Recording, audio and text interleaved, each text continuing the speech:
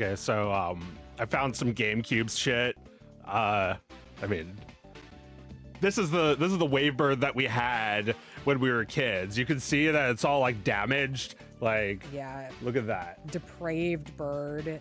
Look at that. That's terrible. It's like there was a rubber thing covering this, and now there's nothing. That looks so like that looks awful to touch, like somebody else's external belly button. It's gross. There's like a layer of dried super glue from when I glued it back briefly before it fell off Before again. it fell off again. But the glue is still there, so you have to Yeah. touch it. Bad. The whole thing is just grimy. I have like Clorox right next to me. I've been cleaning it. I feel like I might use another one. Yeah, why don't you give it another polish? Yeah, give it another go. Give it another go.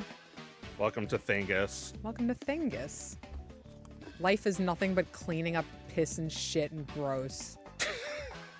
I was looking at the chat this morning, and Gabby was talking about how the baby. I'm sorry to call you out on here. Talking about how the baby soiled the bed, and another person in the chat very kindly was like, "Oh my God, are you okay?" And I was like, "Yeah, it's Wednesday." She's okay. It's a baby. Yeah, it's a human being. They take forever to turn into like, you know, something that resembles a citizen. I remember when I had a baby, I got in, you know, I would go down a lot of YouTube rabbit holes because I was nursing. So I would, you know, get all set up and then I would just watch videos for hours with my sleeping baby on me. And at one point, I got into videos about people who were toilet training their babies from birth, which is a thing that apparently exists in countries that are not America and is therefore fetishized by like the, you know, the most terrifying European looking Americans possible. And it's basically like the conceit is that your baby is actually capable of signaling to you when they have to go to the bathroom, even from like a very, very young infanthood, and that if you just keep on trying and trying and trying, they will learn really, really, really young. Like a baby can learn before they're, you know, a year old to use the toilet is the theory, right? Yeah. And you basically have to walk around with this little top hat that's like a toilet and try and catch your baby while they're peeing and pooping.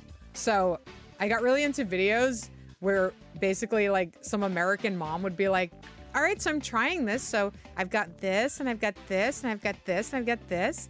And we're on day 3 and,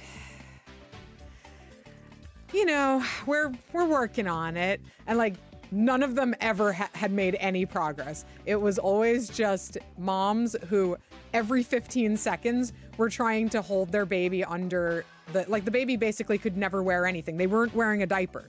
The baby was just nude. And they would just try to hold the baby up when the baby was like looking funny, like maybe the baby was making a face. They would just hold it up to this little top hat, hoping it would work. Yeah. None of them had made any progress whatsoever. There's so many little internet communities just like this that like everyone believes something that's just like ridiculous. Mm-hmm. Like yeah, I don't know that much about babies, but like when they're an infant, like a newborn, they don't know how to do anything. No, you're afraid they're gonna breathe. They're gonna stop breathing. You have to check. Like the first night you bring them home, and like a nurse very casually hands you this little suction tube and says, if they stop breathing, just suck all the snot out of their sinuses. What do you mean if they stop breathing? So the first night, you're just like a jack in the box. You're just like laying down and you're just like...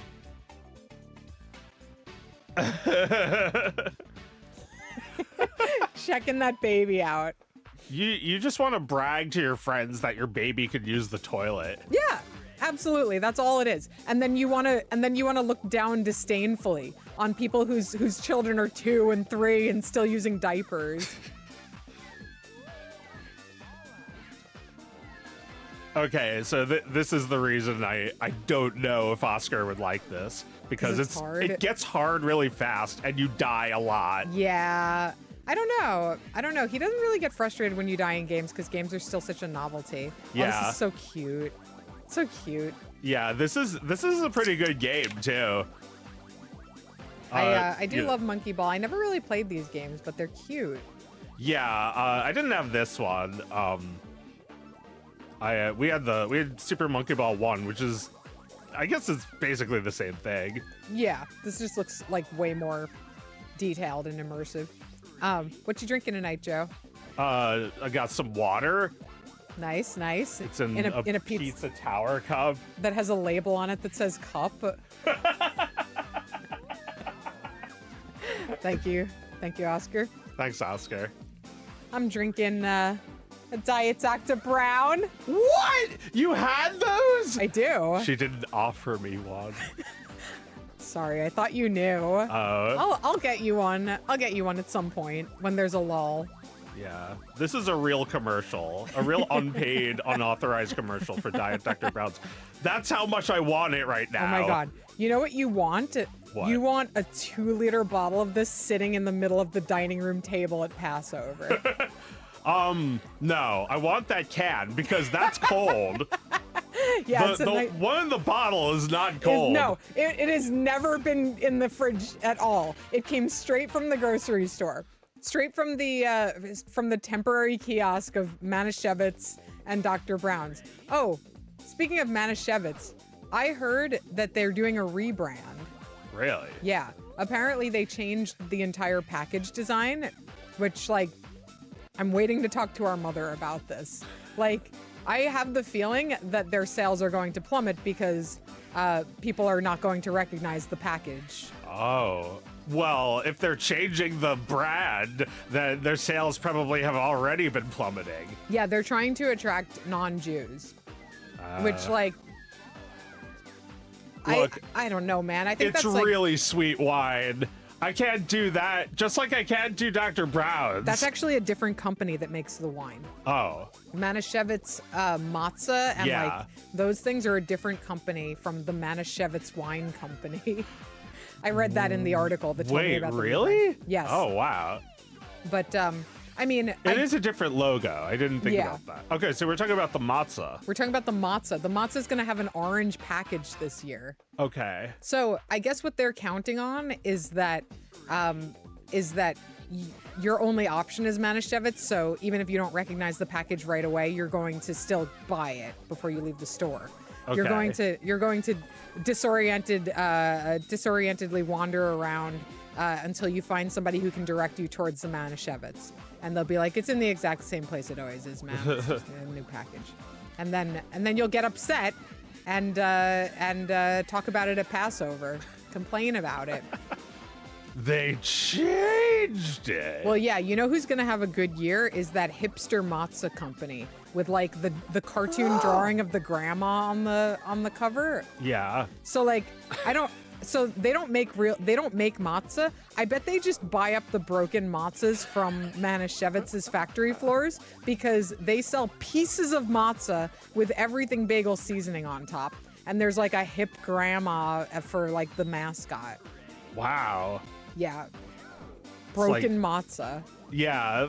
Grandma's like, remember to recycle, and she gives us pieces of matzah. Yeah, it's like afikomen. It's like pre-broken afikomen. This is the last stream before Passover, right? Oh, I don't know. Is it coming up soon? Happy Passover Happy to all who Passover. celebrate. Yeah, no, we're probably gonna do a Zoom Seder. We usually do because we all live in different places and mom's an accountant, so she's busy this time of year.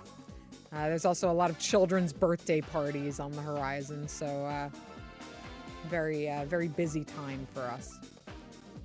But I do have the feeling that we're going to be hearing about the Manischewitz rebrand at Passover this year. It's going to be a topic of kvetching. Exactly. At least a couple of kvetches.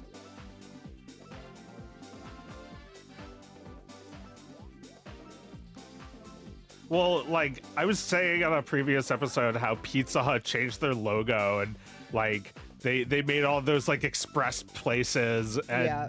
felt like it just like got cheaper. Like it just felt cheaper. Yeah. Oh God, I'm so fucked. I mean, I don't know how Pizza Hut's doing. I would assume since there's all these empty buildings or like banks that look like a Pizza Hut, I'm gonna say that they're not doing as well as they used to in the 90s. No, there's way less Pizza Huts. Yeah.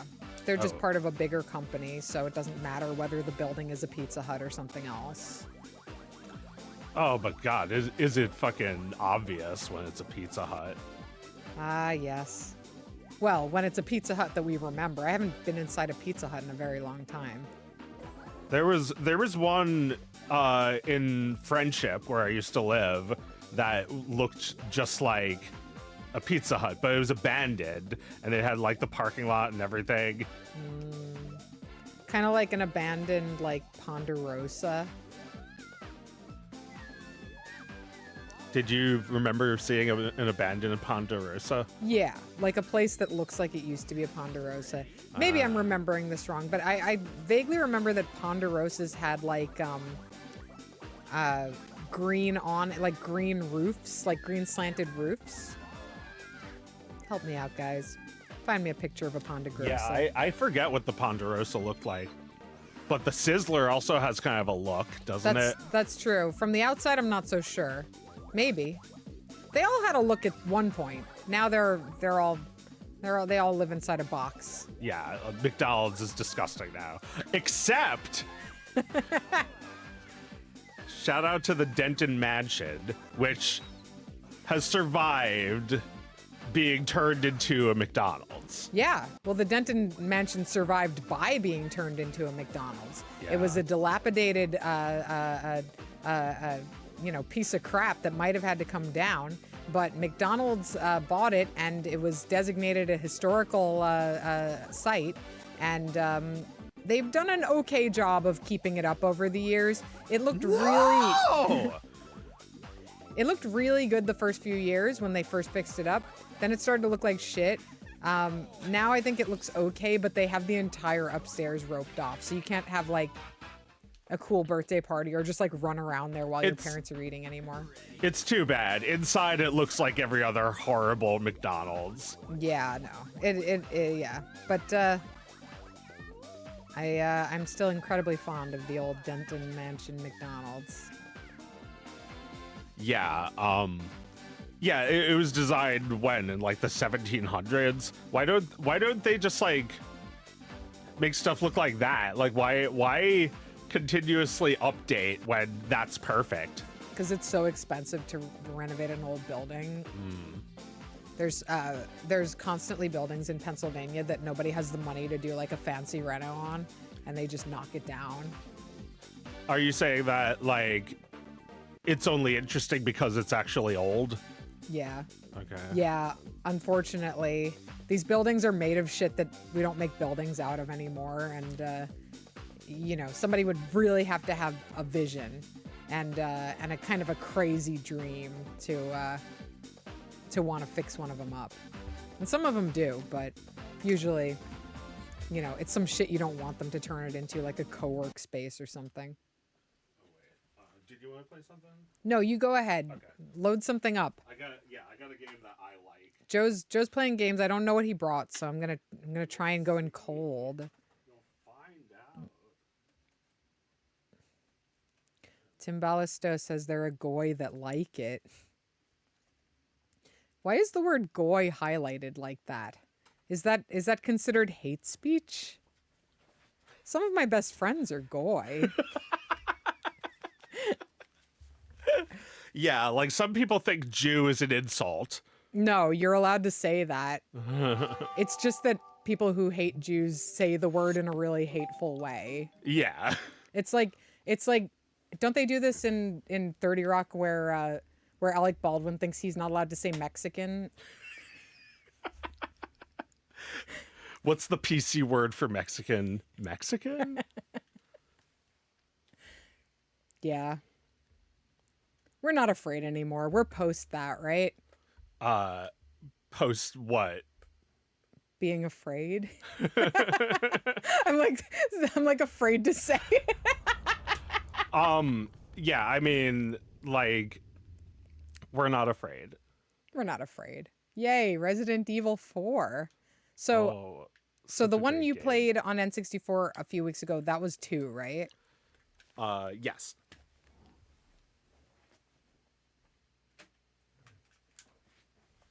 Let's see if I have a game saved. That was an auto mod. So what? The word is highlighted so that I can get mad at him if I want to. Is that the idea?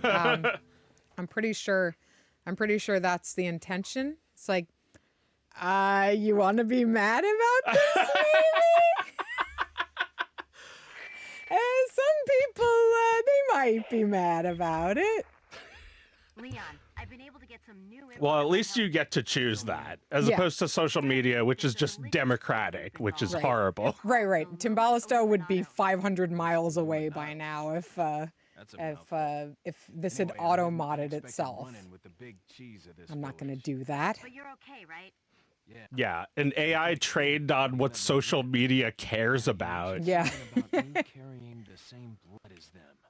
All right, so this is a huge step up from the Carry first the same from the blood. 2 games ago. Interesting. Just in terms of like the There are more acting. important things in solving riddles right now.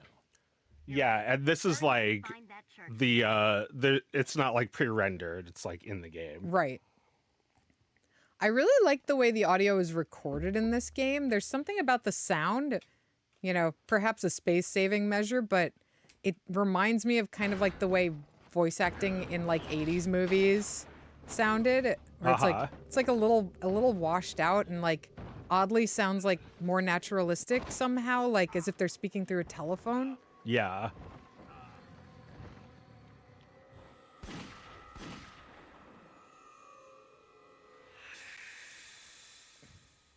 Yeah, this is the monkey ball level they don't tell you about.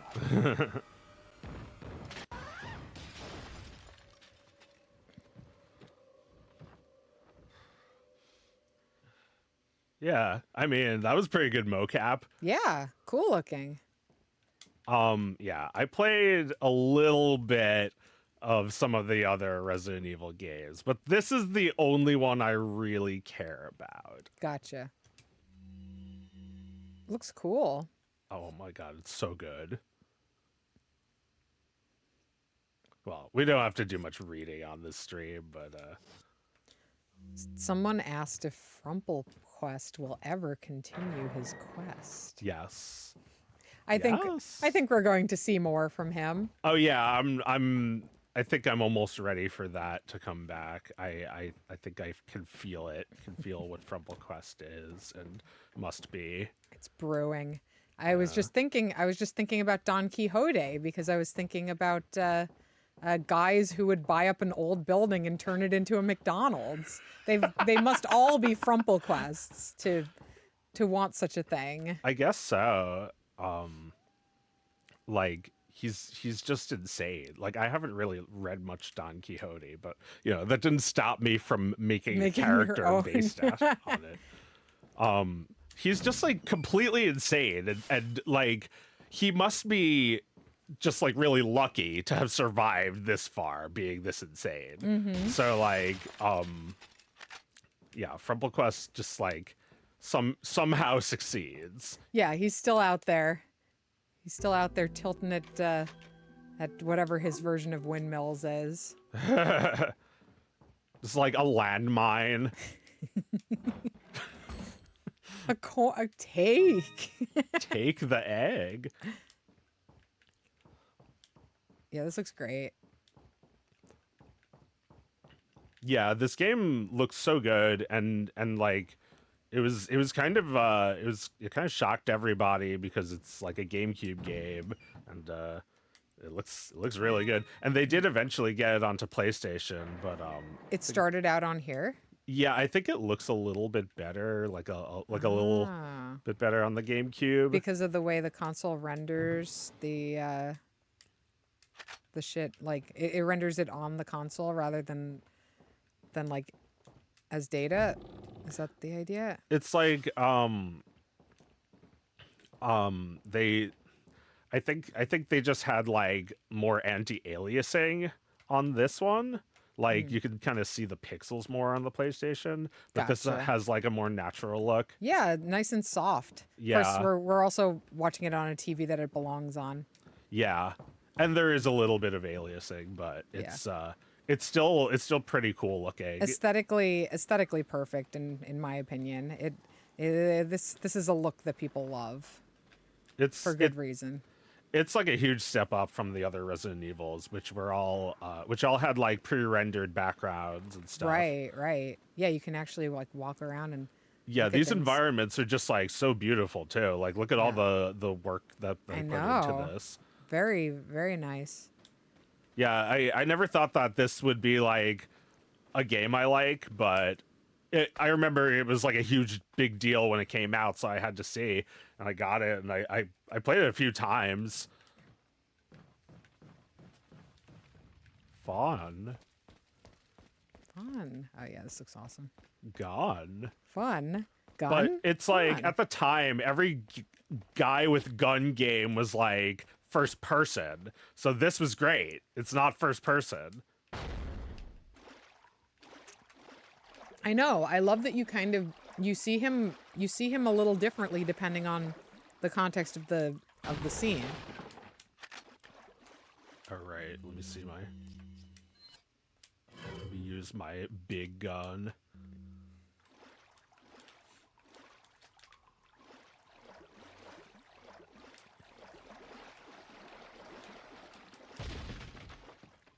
And yeah, this came out in like 2004, I think. 2004. Ow! Got me, guys. Real funny. Oh yeah, and like when you need health, you take an herb. Nice. Same.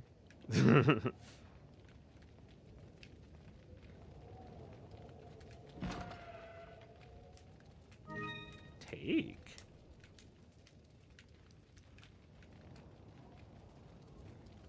Yeah, there's like no. There's like a guy I need to find. Is he here? Where's that guy? I don't know if everyone in the chat has seen, but Joe cut together a video of all of us, of both of us saying no over and over and over again. What was that, like over the course of 2 episodes? We said no like 100 times. Yeah, we did a lot of no. I feel like we do so many more no's than that if you go back even further. Those Yeah. are just the 2 most recent episodes, I think. Well, the no's convey so much. Like, there's like the whiny, like lazy no. And then like the outright bloody murder scream no. When like something is just so offensive to our sensibilities that we can't stand it. Yeah. Yeah, although like sometimes the no is really close to a different no. Like when I told you that Lisa Simpson loves Elon Musk, you said no, and I made the same sound when I was like getting really frustrated with the level. Yeah, it's true. I mean, in order to understand the subtleties of the language, you kind of have to be speaking it from birth. But I feel like our viewers can pretty much get the picture.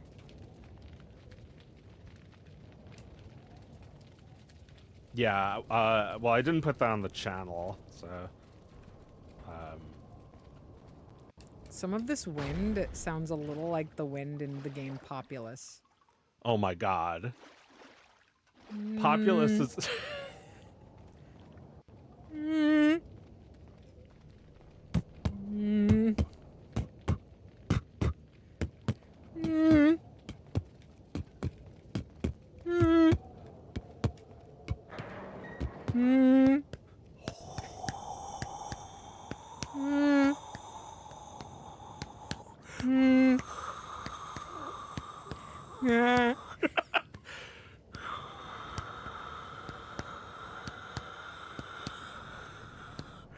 It's hard to do that. Game lost. That was pretty good. Oh yeah, we're gonna listen back to that and be like, that was picture perfect.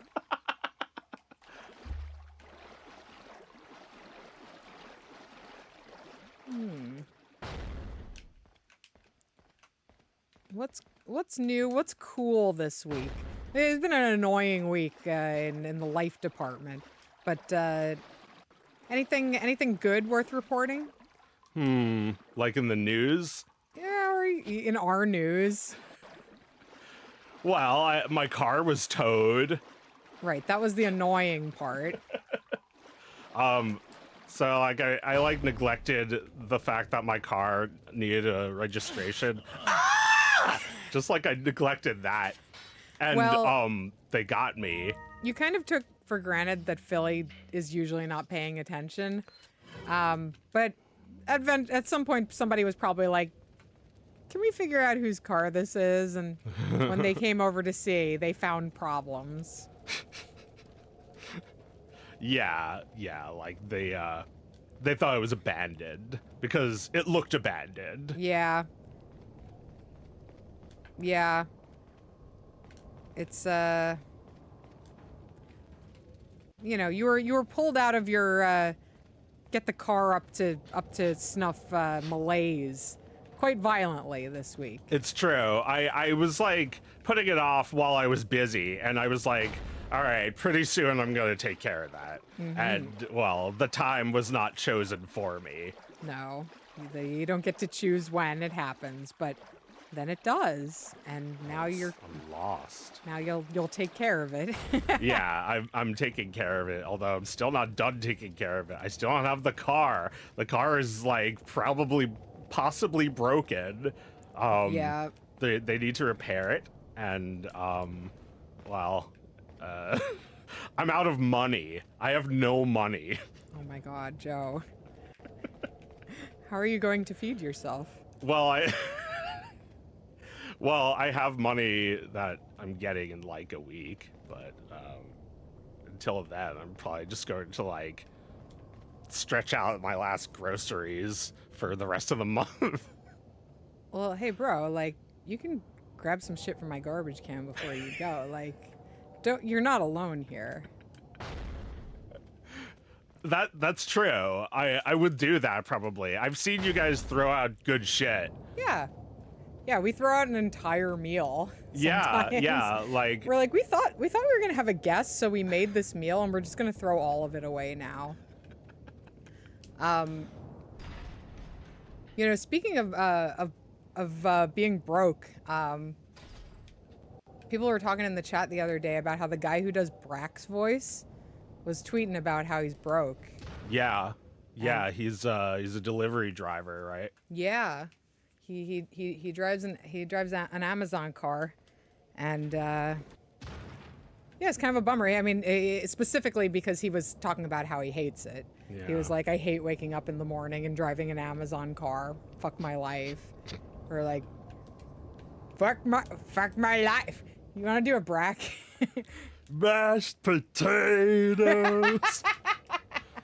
Yeah, like we were having a discussion about how like celebrities who do unforgettable performances like that become stuck in your brain for the rest of your life should be paid to scale. Like Adult Swim and Cartoon Network did so much marketing using Brack. Sure. They definitely owe him $1 million. He turned a completely forgotten character into like a mascot of like a Warner Brothers TV station. Yeah. For like 10 years, right? And yeah, if there was any justice, every time someone thought about these characters, he would get a penny, you know? But luckily they can't get a view notification every time you think about something. Yeah. Not yet. That's true. That's true. So at least nobody makes any money from it. But No! But that, you know, they can trade on the capital of people's awareness of Brack and people's nostalgia of Brack for as long as they like. Whereas Yeah. I guess, you know, I don't know how residuals work for voice actors, but I don't know how much those shows actually air anymore. Like the Brack show starring Brack is probably not in syndication. No. anywhere. They don't show Space Ghost, I don't think. Although I guess I haven't watched Adult Swim in like a decade. Yeah. Like they're probably not showing Big O anymore. No, I don't think they're showing the Big O. They're showing like Rick and Morty, and they're not showing Family Guy either. Wow. End of an era, Yeah. right? They've been Family showing that Guy, shit which for was 20 years. revived thanks to Adult Swim. Yeah. Yeah, they had no gratitude. No loyalty. Well, it's just because Disney fucking bought it, and they don't give a shit. Disney bought Family Guy? Oh, right, Yeah. right. They're part of the Fox. Part of the family. Have a beer. Yeah. Yeah, Brack's right up there with Zorak. Well, how's Zorak doing? Didn't he die? What's up, guys? Oh, Laszlo? That was his name? What's his full name? Or Laszlo? Huh? Help. Did Brack die? No, Zorak. Zorak died? I think, yeah. That's a shame. And who does Space Ghost's voice? Oh, he's also dead. He died too? Yeah, I forget his name though. Oh my god. They killed them all off so they wouldn't have to pay any of these guys. Well, that's good that Brack's alive. I actually kind of thought he was dead too.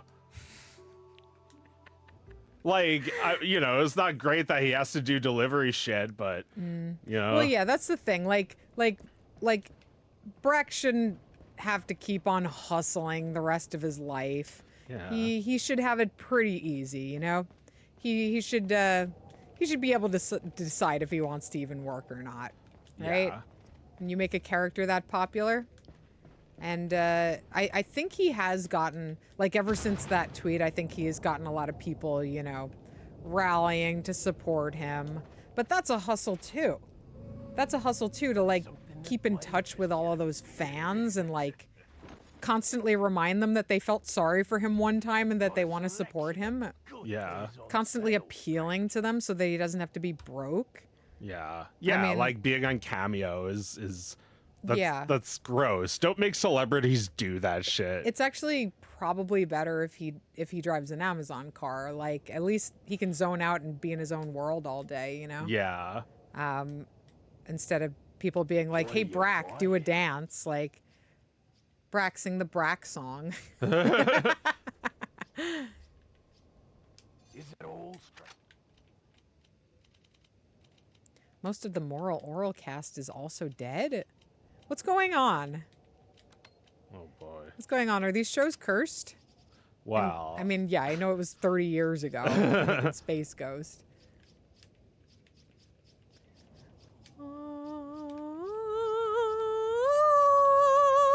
Remember the time when Zorak moved his mouth to make it seem like he was singing that? And it was the funniest thing I had ever seen in my entire life. Really funny. Really funny, just throwing shit together, making something that was dead the minute it was created alive again. Spending $0, Yeah. right? Like interviews that are not even like conducted with anybody else in the room. Just like filming a famous person, answering questions, who knows what they're answering, or just talking to somebody. And then they just take that footage and cut it in with a bunch of improvised voice acting. Every time the camera's on Brack, you hear locusts chirping. on Zorak. I mean, it's just like, how do you make shit funny with $0? Space Ghost did it. We're rooting for you, Brack. Yeah. Hope he does okay. I don't want him to become a social media celeb over this. I don't actually wish that on him. I hope there's a new show on the horizon for him. He gets to be Brack again. Yeah, 12 Months maybe. Mouse, yeah. Also a $0 show. I don't know. I don't know what I hope for him, I don't necessarily hope that the hand that feeds him again, but you know, I would like for him and the money he deserves for that character to be closer together. Yeah. I would like for fewer barriers to be between him and that money. I did Grubhub for a little while. It you know, not for very long. I did deliveries for like a few weeks. Like, I stopped doing it because I was just too stressed out by the road. Like, I was just like in my car screaming. Like, it was bad. Yeah. Like, when I got lost, I was panicking. But maybe that's a little bit better than Amazon, just because like I felt very wanted sometimes. You're as a food delivery driver. You're the person people want to see most of all. That's true. Yeah. They're so hungry. Yeah. There was a little girl dancing because I was there. Because you brought dinner. Yeah. Yeah, you know, she had a bad day and her parents said they could order whatever she wanted and this is what she wanted. Yeah. So happy. Yeah, people are happy you're there. They're hungry. And I'm also a, you know, delivery You're person, also a customer. Yeah. I eat these people's souls because it's not an easy job. It's like you have to make them do a lot to deliver your food, especially in a city like Pittsburgh. It's crazy to drive in those hilly streets. But like Philly is like that too a little bit. The impression I get, you know, I've never had to do that kind of work, but like it seems like if you make one mistake, then the money's not worth it anymore. Yeah, you think like? Well, no, I mean, like if you go the wrong way, then suddenly, you know, instead of being paid every 30 minutes, you're being paid every 40 minutes, and you don't get paid anymore. You know, your pay just gets docked every time you make a little mistake. Oh yeah. One of the things that stressed me out the most, I'm going the wrong way, was the fucking app. Like, it's not a good app. No, it's just like like it like rings a little cowbell. Terrible. No! While you're driving, it's like you've got a new delivery is for you, and like one time, because like sometimes it does that until like you don't respond and then it stops. One time it got stuck and just kept doing it. Oh my god. And I was driving. I couldn't even like turn You it really off. did have Botley as your boss. Yes, Botley, a retarded robot, was my boss. Oh my god. You got fired from a higher paying job and then was rehired with Botley as your boss. And he went, blah, blah, blah, blah, blah. Hi. Oh my god. That made me so mad. Like just screaming at it. It's you can't even do anything about it. You can't shut it up. So Blaisdell says that there is a new season of Aqua Teen and it has a budget. And that they hate it. I've seen a little bit of it. It looks very different from Aqua Teen. That's too bad. I mean, well, I guess the new Beavis and Butthead looks very different too. But the new Beavis and Butthead is great though. Like it has just enough of a budget that they've got like people with talent working on it. Yeah, and that seems to be what matters. But like Aqua Teen, like those drawings aren't supposed to change ever. Right? No, I mean they kind of like made them, I guess, higher resolution, but they don't look changed otherwise. All right, I guess I have to see it for myself. I don't know. Aqua Teen is worth revisiting. I don't know if the new one is worth it unless you're like really desperate for some more. Like when I was 2000. Shit! Oh god! That was so awesome. Yeah, no shit, you're dead. Do you think he's still alive? Oh my god, that was so cool looking. What a visceral Little death sequence that was. Yeah. Good thing I was acting really stupid at that moment. Yeah, so the loss of your brain, the top of your head is not really felt. Oh yeah, what am I doing? Yeah, I should do something stupid again. Yeah, Let let's me have go fun. this way and see what's here. Fun is allowed. Oh, you're okay. You just got an explosion in your face. Oh my god, that's so funny. No, I'll make it, guys. I think I'm. It's like Sideshow Bob walking into bear traps. I guess I survived that too, but maybe something else will kill me. You're in dire need of health. Yeah. How long ago did I save? Because that looks like very different from where I am now.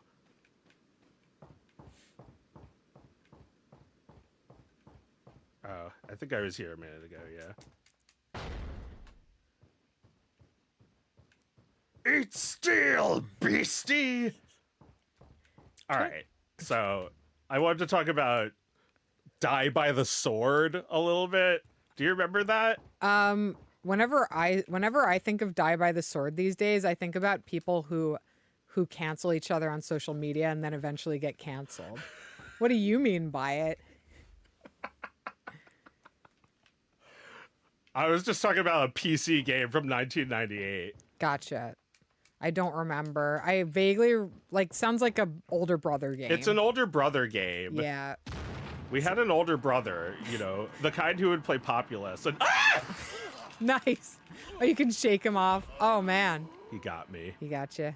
We still have an older brother, Yeah, but yeah, he played he played a lot of older brother games, yeah. which I describe looking at his games in Perfect Tides, and that they all look gray and brown.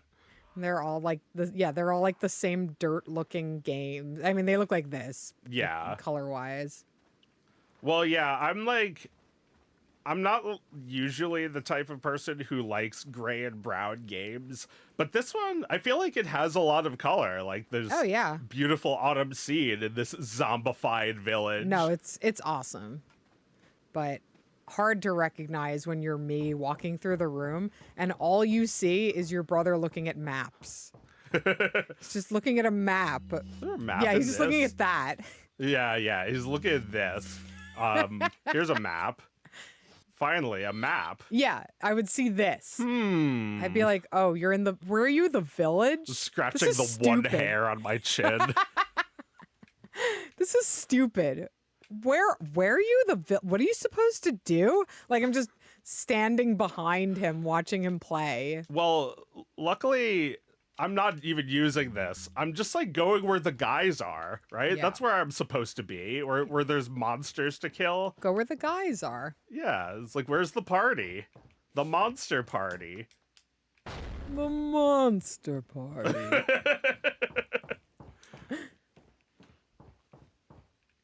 I'm sure you could make a Monster Mash style song about Resident Evil 4.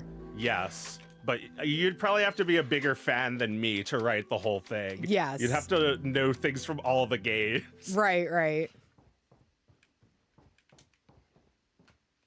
Well, you could just do it about the guys in this game. There's like quite a few monsters to mention. Mm-hmm. They carry out their lives like ordinary people. They even read books. Do they?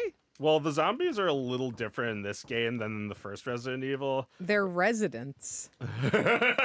Yeah, Of this Citizen house. Evil.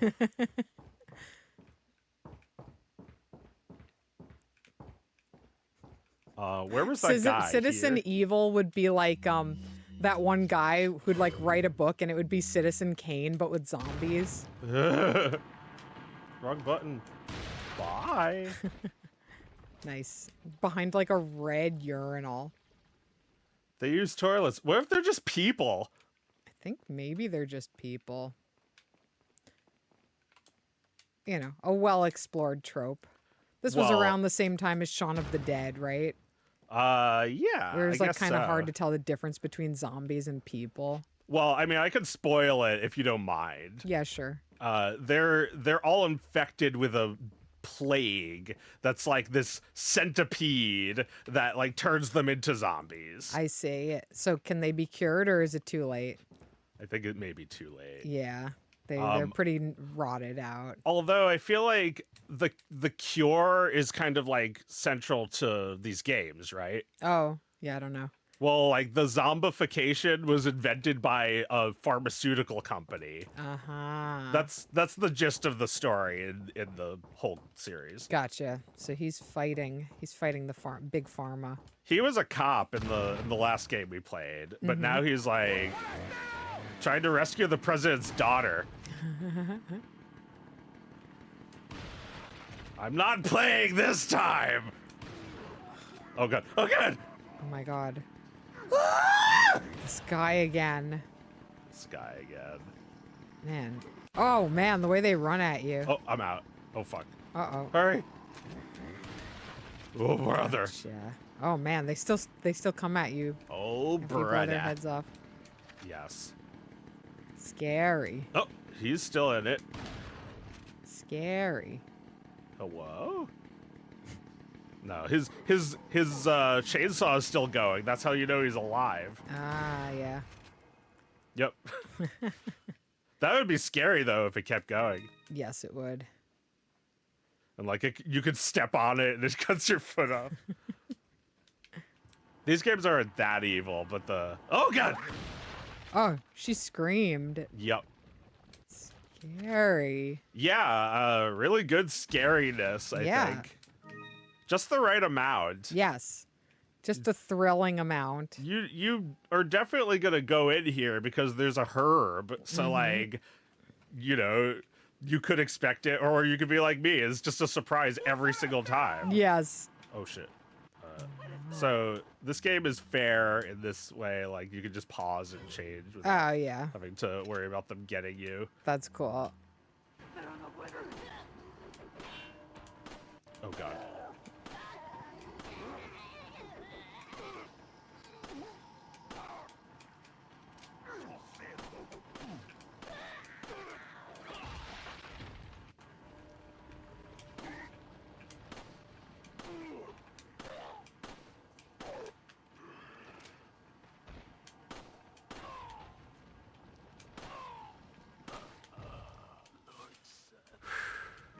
Nice. Wow, tense.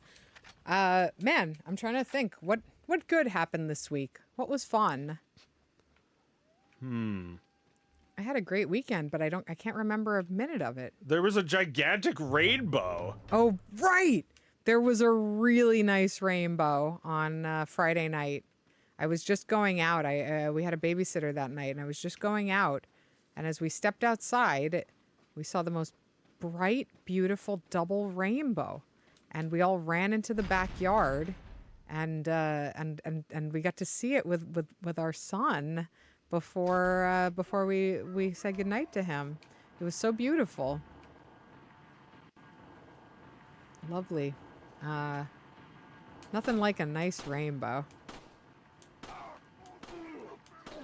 Yeah, we've had some nice weather. Yeah. Today it rained, but Yeah. You know what? Today was awesome too. I was taking my son on a little field trip because we were learning about habitats, freshwater habitats, and we went to the Wissahickon because we live very close to it, and that's like it's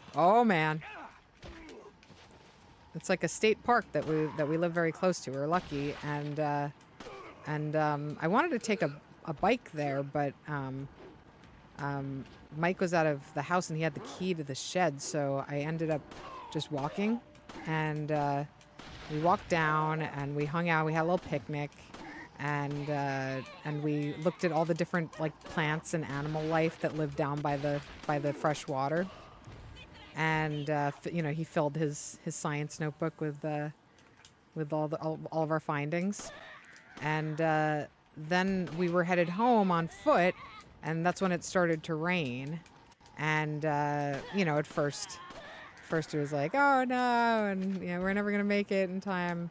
And then the acceptance washed over us. I was like, buddy, in times like this, I I think about, I think about it and I accept it. And then once I've accepted it, I actually start to enjoy it a little bit, or, I find the good in it. Yeah. And then we did, and we're walking back in the rain, and I'm like, you know who's really happy right now?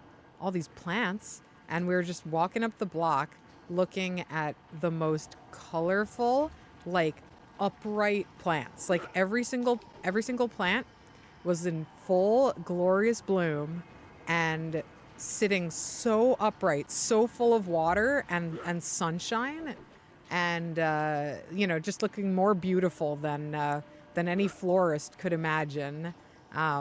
Just so happy to be outside in the spring, and we were just like looking at all the happy plants and being like, they look really happy too, and just like remarking on all of the life around us.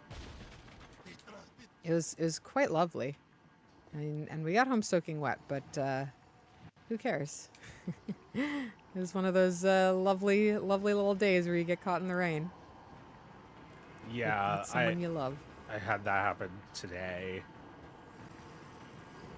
I was at the grocery store trying to go as fast as I could, but then I didn't get back before You didn't make it started. I'm surprised we didn't see you. We crossed paths. I found it pretty pleasant. When it's raining and warm out. Oh, these are the days. These are the spring days. The only thing that sucks right now in spring, at least in Philly here, the carpenter bees are going ballistic. They are fucking and buzzing and eating wood like crazy. Just getting up in your face. They're cute. They're adorable. They're just these fat little bees. But my God, are they fucking right now. They're going insane. Yeah, they're like bumping into each other so fast that they like create sparks. Yeah. They are living life right now. And then you find them dead everywhere. Yeah, like, I saw a dead one. They lived. Like, they're going for it. And then they die. Yeah. Lovely. So yeah, in terms of natural beauty, the week provided. I'm like, what was good this week? And I'm thinking about like, what video game movie did I like that I was clapping like a seal for? No. What gifts did the earth give us this week? Now we've got something.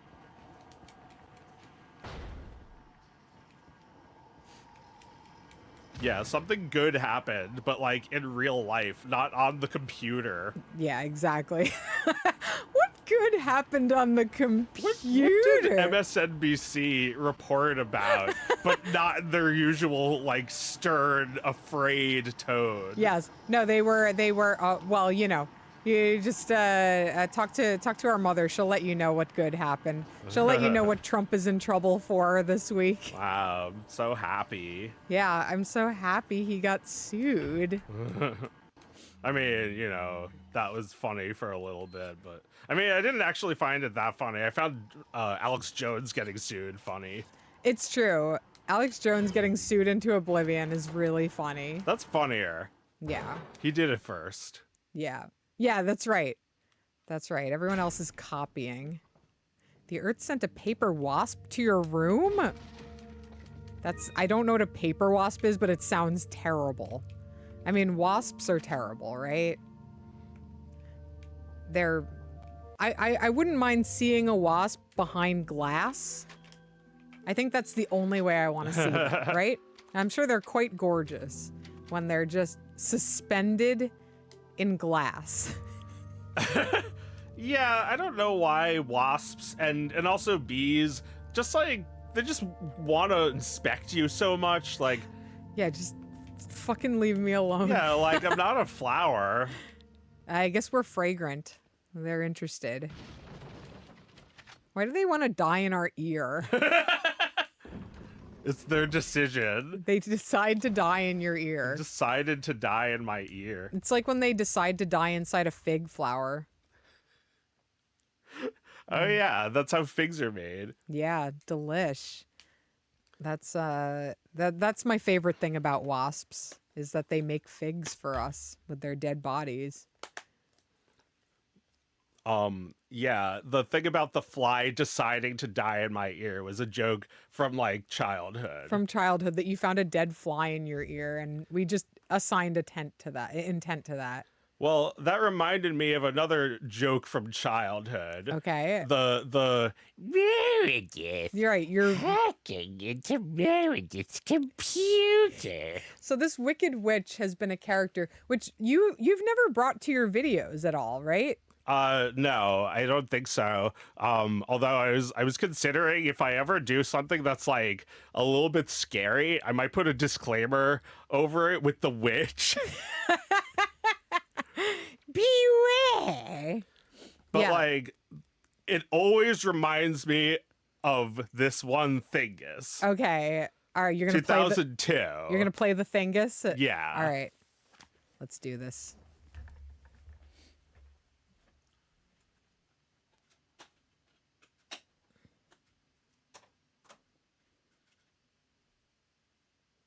Here.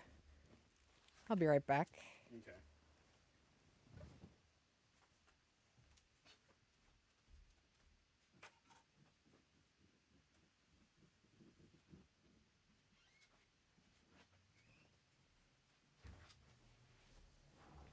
Now that Meredith is gone, we can check her email on her computer.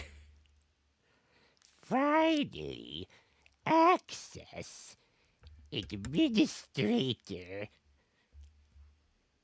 Installing malware. Harvesting passwords. Oh. Thanks. I brought the brown. Oh boy. I got him the doctor. The Joe. good doctor. Wow. Diet Dr. Brown's. Yeah, the diet is like, it tastes just like the regular. There's nothing bad in it. Nothing bad in it. It's very good. We like it. We love it. Do not change the logo. We'll be very mad. Oh my God. Since 1869. Oh my God. It's so old. They've never changed it. It's so old that there's like an etching on it. There's an etching of the Central Park carousel. Some shit that probably doesn't exist anymore. Wow. So, like, we were traveling. We were on a trip to Florida in the motorhome. And we stopped at, like, Best Buy somewhere in Florida. And I made Meredith laugh so much because I said, You will suffer until the end of time. That was on the trip. that's like, I remember getting this game, like, that same time. Like, I think I had the game, and then I did the voice. And you told me I would suffer until the end of time in a Wicked Witch voice, and I just laughed forever over that. Mm-hmm. Yeah, I think the witch has been working her way back into our thoughts. Yeah. Since Thingus, especially since this era of Thingus stuff has come around. There's a correlation. Oh, this is Yeah. so cool. What a Yeah, what a it cool looks cutscene. awesome. Oh, I have a save. I love it that like as the tech has gotten better, Metroid has been able to lean more into the cellular horror of like that the original game promised and gave you as much of it as it possibly could. Yeah. So the original game was Nintendo Research and Development 4, which was Gunpei Yokoi's division. Ah. But this was Retro Studios in Texas. Okay. So very different. This is an American game. Oh. This is considered one of the great Metroid games. It's good. I remember it fondly. It's fun, except for this map. Look how it's already confusing. Hard. Like Yeah. sometimes I'll like forget which way is up Yeah. if I stare at too long. If I like what I remember of this game since I never played it is like walking into the room and watching you playing, and then suddenly you like go through Samus's mask to some stuff. Right. Like that's all I would see. You do that. Yeah, exactly. Okay, so I have a lot. I have the bombs and the boost. Nice. Yeah, do you have the hot armor though? She's in a bikini. I don't know if that's in this game. I don't even have any of the beams, so maybe I'm not that far. So there's a scan visor that, Cool. and maybe I shouldn't use it too much during the stream, but there's a lot of reading in this. Ah. Like, and you have to hold down the L button the whole time. While you're reading it. Yeah.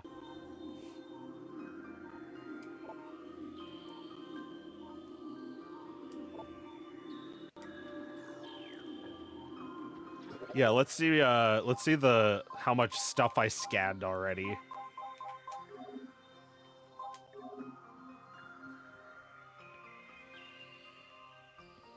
Oh wait, that's just a description of the scan visor. Okay, yeah, there's a lot of different. There's a lot of menus. Reading. Beginnings. Yeah, it's like did you ever hear that game The Neverhood? There's a part in that game where you can find this like hallway, and it's just like this massive text of like, it's like the Bible. And it's like interesting, but it also is not that important to the game. Right, you can skip it if you want. Yeah. And there's so much of it. So much text. But like, Is it good? Is the writing good? yeah, it's like really interesting. It's like this world that's like kind of eerie and made of clay has like this biblical Genesis backstory. Oh man, that's great. I mean, it's cool. a game really needs to earn the right to give you a lot of text. Yeah. I play a lot of games that do not earn the right, and they make you read a lot for no reason. To be truthful, I did not actually read the entire Neverhood scroll. It was just interesting. It's cool. It's cool that, that's a dimension in which you can invest your time if you want to. Those guys seem harmless.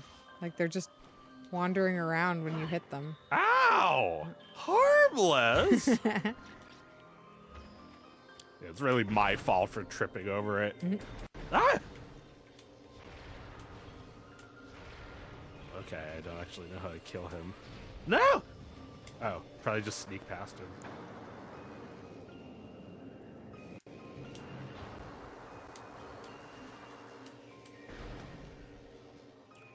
Yeah, the difference between this and other first-person shooters is that like there's no strafing. Like you can hold down L to strafe, but you can't strafe and move the like direction you're pointing at the same time. So it's like you can do this where you can target an enemy and walk around them, but you can't. It's not like Halo. The difference like is that Halo lets you like with the other stick look around. I see. So you can't like move the camera while you're doing it? I don't know what strafing means. Oh, okay. So in a first-person shooter, you have to do like what you need like the mouse to look around, right? And then you need the keys to like move the player like that, right? That's strafing. Gotcha. Okay. So like there is no separation. It's just like left stick is turn left and right, and also move forward and back. I see. And which then is the very camera different. moves. The camera moves with you. Yeah, and like you could stand still and point, or you could hold down L and strafe, but you can't like Look around, like move the camera around. It's like a little bit simpler. It's like maybe a little bit more easy to get into. Ow! I don't know if I can kill these guys. I might not have the weapon. They seem very powerful.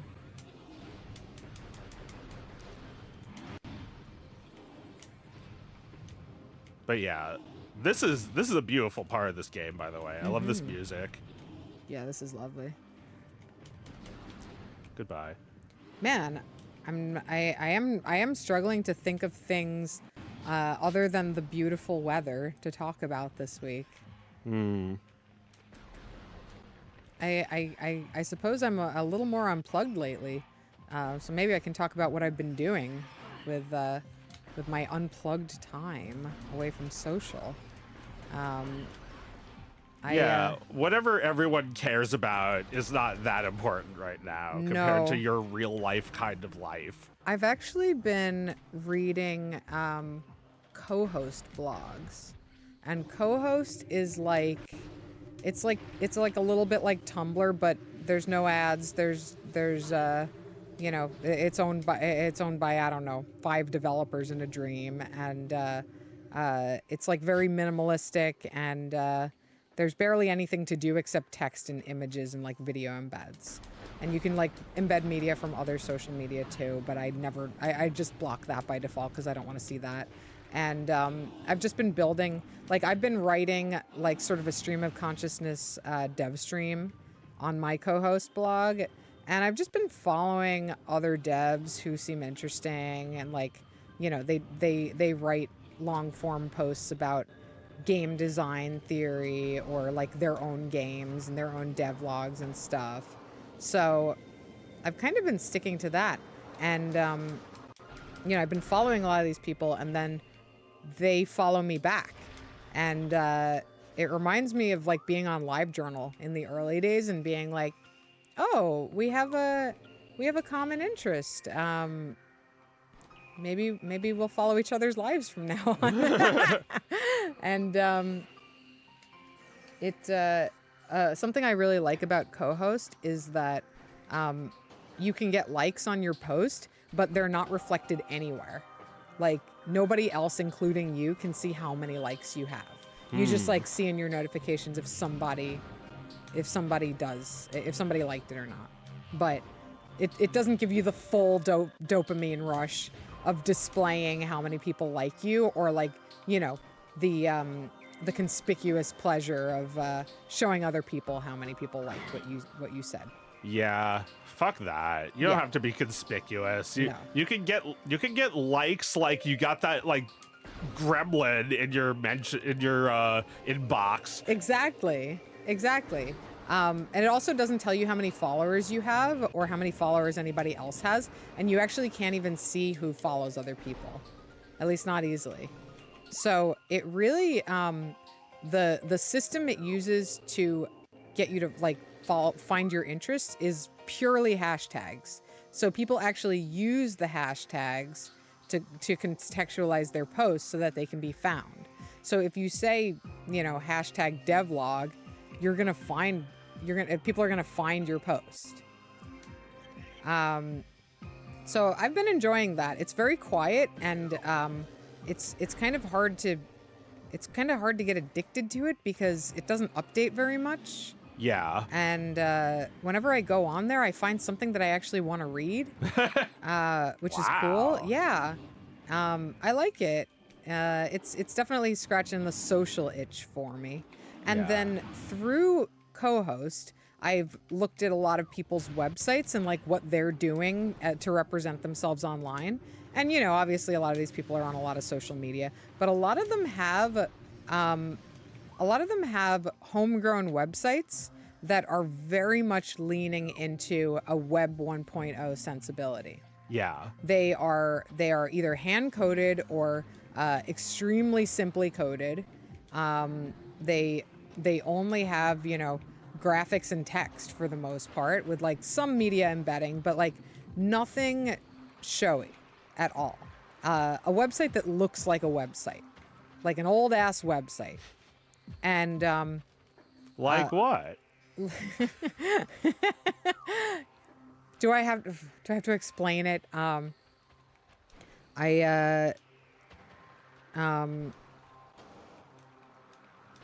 I mean, like, you know, it's a list of links and sections of a website. And a lot of them are even like kind of leaning into like nostalgic looking banner ads and things like that. A lot of people are using NeoCities. Yeah.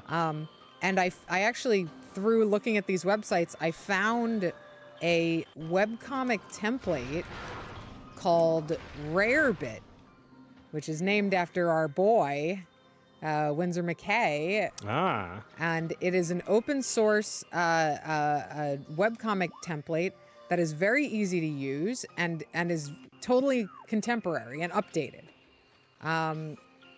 which is something I've always wanted. Yeah. And for years during my webcomic class, I would give people an extremely simple PHP script, but eventually that became dated and I wasn't really able to use it anymore. But this is a supported script that exists right now and is not complicated. So if you are at all inclined towards webcomics, check out Rarebit. It looked awesome. It looked really simple, and just enough features to really, run a website of today, I suppose. Whatever the fuck that means, right? What does a website need to be today? Everything. Like Amazon and Google all have like shit that isn't even related to what they started doing. Yeah, it's got to be everything, right? Your website has to be a portal to everything because people are looking at one of 5 websites. Yeah. So what these websites are doing is just archiving a person's work, which is what they've always been useful for, a one-stop shop for all of their links, all of their work, and nothing more. Just simple a person representing themselves in a way that is aesthetically just fine. Like it gives you everything you need. Actually, the aesthetic is very deliberate because it tells you that this person is independent and that they didn't use fucking Squarespace to build their website. Anyway, I saw quite a few websites like that. You know, they were all linking to each other, and it made me realize that people are still doing that, and it's not just like something that I wish people were still doing. People are going back to that stuff, and it was really invigorating to see that. I realize what I'm describing is kind of vague, but Rarebit is an example of where people are going with this. There is a desire to, once again, build a website that is not, is not your page on another website. It's just yours.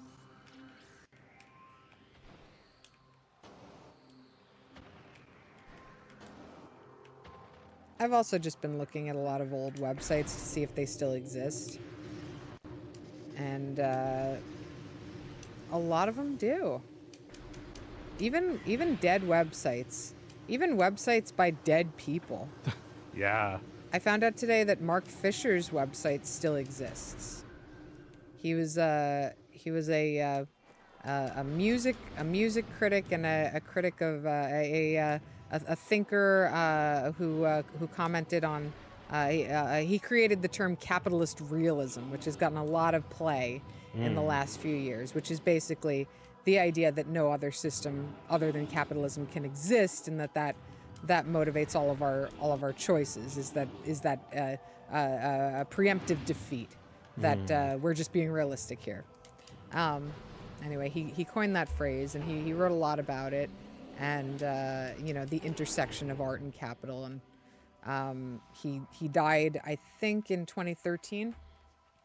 And I was happy to find out that his website, Kpunk, I believe kpunk.net, you can search for it, Kpunk. Cool.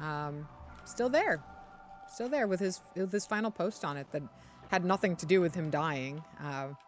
Just it's just like it's frozen in time where when he was at his best.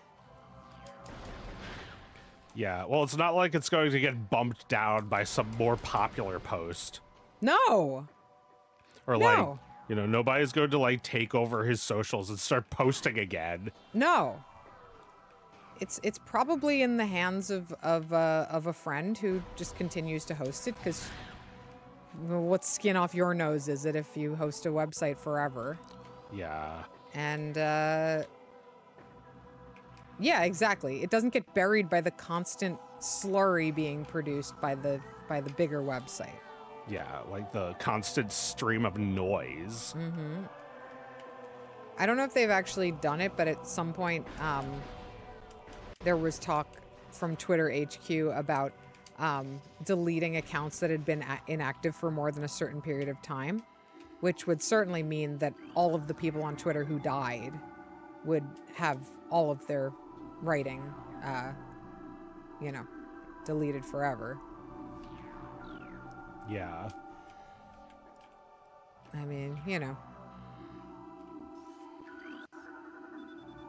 I don't know that we can ever save all the works of all the dead people on the internet, but that seems like such a fucking arbitrary reason to delete it.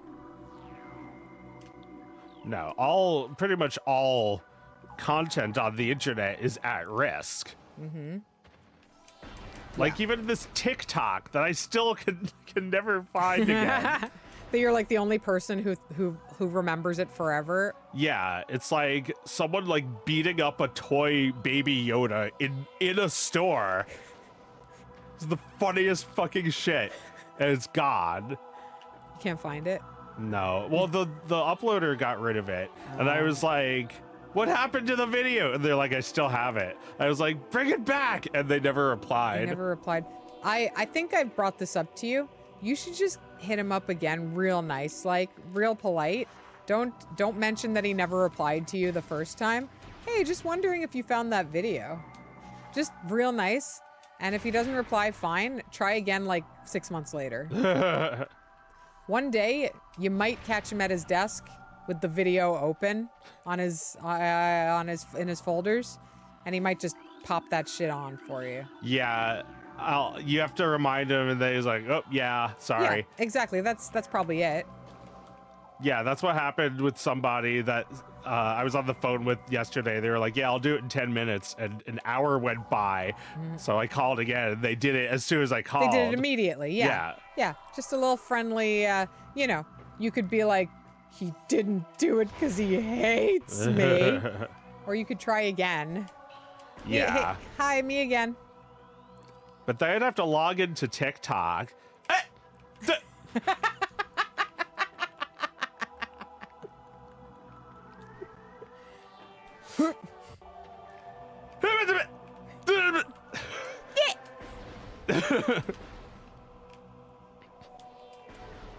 Yeah. And it's like somebody like throws a ping pong ball and it goes beep, boing, ding, ding, ding, ding, boing, ding, ding, ding, ding, and then into a cup.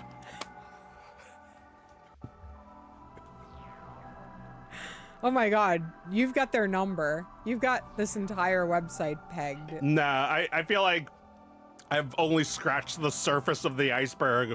I don't know all the shit to make fun of on TikTok because I do not spend much time on it. No, you have to be 12 to know all the shit that's on there. Or 30, 12. You're absolutely right. There are definitely people your age and mine who know everything there is to know about TikTok. It's actually one of the things that makes us look old. Like, our parents looked old when they didn't know the NSYNC song, right? We look old because we know the Taylor Swift song too well. We are so sweaty about knowing the current thing. And that's what makes us look old, is not the fact that we left the new behind, but the fact that we absolutely refuse to. Yeah. Like, look, guys, at some point, we got to put on the polo shirt and get the haircut. and be the old ones. Yeah. We do. We're the old ones.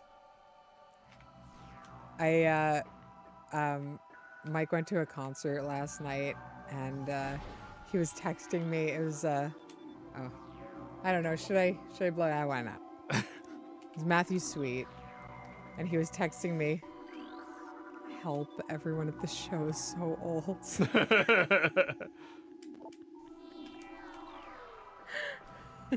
Help, old. I was like, yeah, that's probably. When he told me that, when I saw him later, I was like, it's probably how the crowd looked when I went to see Lou Reed about 20 years ago. That crowd was practically geriatric. But I mean, you know, it was Lou Reed 20 years ago. I mean, yeah, people can't help getting old. No. Although that crowd was horrible. I mean, Lou Reed had, you know, contempt for his audience. Like he hated these people. Yeah. And that's part of, you know, that's part of the mystique, right? No, I guess so. I wish I could say it was an amazing concert. It wasn't really, because Lou wasn't really into it, and the crowd sucked ass. Like, there was just, at any given time, there was some drunk 50-something screaming, Mr. Reed, behind me. Yeah. I mean, I'm glad I got to see him. But, you know, that's all I get. I don't get Lou at his best.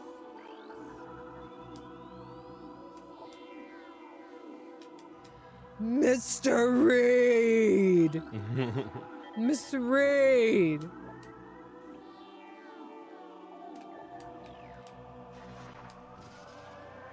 Oh, I see.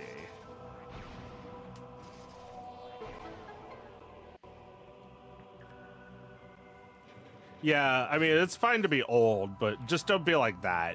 Don't get old thinking that you need to, like, get some famous guy's attention to have, like, value. It's pretty sad. Some famous guy is gonna drag you through the dirt if you're like that. Well, like, his glory is not your glory. I think that's, you know, that's what we hate about boomers, right? Like, they think that they did all of that. All of what? The 60s. They think they did that. And not the greatest generation? Well, and not the individuals who made great art. I see.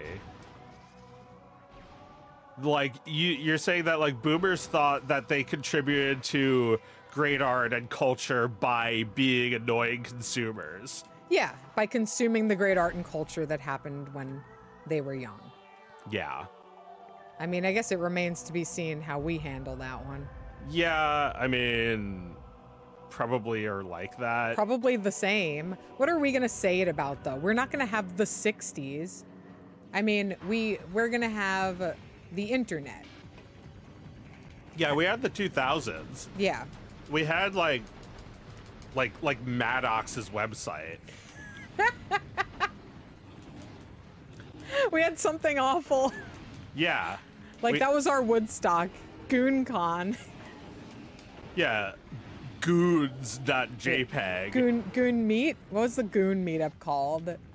Oh, man. I don't know. Goonfest. I've just seen the photos. That's all that matters. Yeah. That you've seen what the goons look like. Yeah, you've seen them all crowded around each other weirdly. I mean, like, if you're talking about, like, Woodstock, we had the fucking Juggalos. Right. We had the gathering of the Juggalos. Well, that wasn't us, though. We didn't go. No, We but, didn't like, experience it, but we're already taking credit for it, see? We're already pretending like we were riding in the helicopter Yeah, that had we're to, just that had like to be those- sent back down immediately.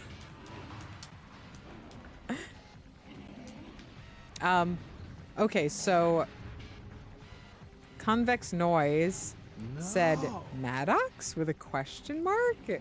Would you like to Would you like to explain what Maddox is? Yeah, maddox.xmission.com. Here's why I rule. This is my site where everything I like is great, and if you disagree, you are wrong. He wrote this. He had these articles that were like, why fat people should be eaten, or like why old people should be eaten, and yeah, He like mostly wanted to eat other members of yeah, society. for every animal you don't eat, I'm going to eat 3. Right, I think that might actually be his biggest cultural footprint right there. Yeah. He has a view counter that's like 7 million people lost their lives to this post. Yeah, like speaking very matter-of-factly about any topic, mostly things that you would imagine like a gross guy to talk about, and being as offensive as possible without it being taken really too seriously. Well, he would call out the hypocrisy of the people who he has imagined would be offended by what he's saying. And he would say things where you're like, yeah, right on. We should eat the elderly. And yeah, he had such a confidence and such an appealing way of conveying it that you just loved to read his articles, and perhaps he was a little persuasive. Yeah, like what was one of the other things he said? I'm struggling to remember as well as you. How about we play some Kirby? Sure. I mean, he wrote a book called like the Book of Manliness or something. Alphabet. The Alphabet of Manliness. That was later. That's like late era Maddox as far as I'm concerned. But I mean, Maddox did evolve, right? Like he at some point Maddox, declared that he was like, a friend of the LBGT community, and like he he changed his tune on some things. Well, I did kind of lose interest because he started making videos, like video blogs. I wasn't as into those. That's not what we signed up for. No, we signed up for the shittiest looking website the worst in the website. world. Black in the universe. Background, yellow text. Yes, except he knew how shitty it was and would brag about how it's genius because it's straight to the point. There's no bullshit, no ads, no here's some other things you might like. No. It's just your content with no formatting. Yeah, exactly. And gigantic text. Exactly. So yeah, I mean, I think like perhaps now the enduring legacy of Maddox is that we might be starting to go back to that. Cool. I mean, that's what I'd like, and I'm seeing it. I'm definitely. Oh wow, it's every Kirby game. Cool. Cute. I love this one.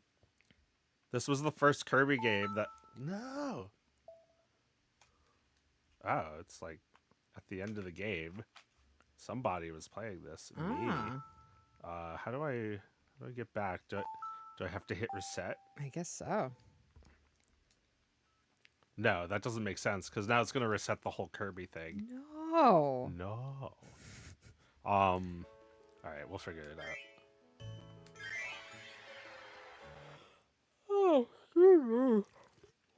Oh. Maddox and Lotex. Choose your poison.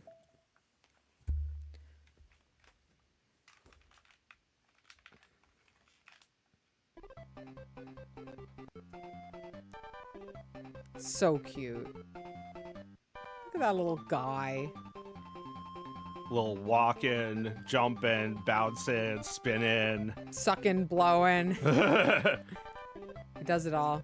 Yeah, he's probably the ultimate little walking around guy. Yeah, he is, because he's so brave.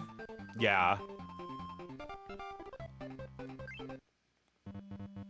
Yeah, I played this when I was basically a baby. Mm-hmm.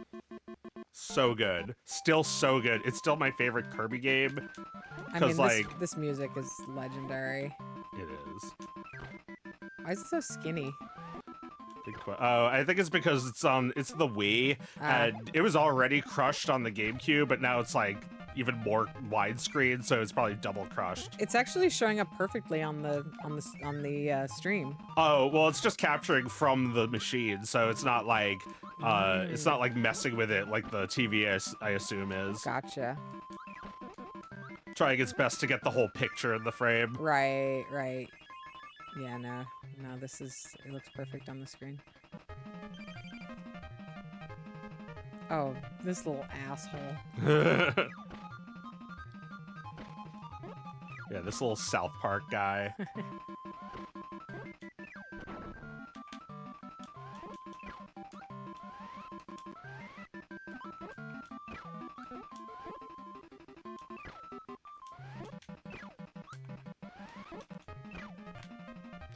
Yeah, there's no copy ability in this game. It's just like, yeah, he just sucks it up. yeah, you just suck and spit. It's the whole thing. It's like, I like that. I Yeah. feel like they never made a game like this because they made it so you mostly wanted to get the like sword and hammer and stuff. Yeah, I lost interest in Kirby games.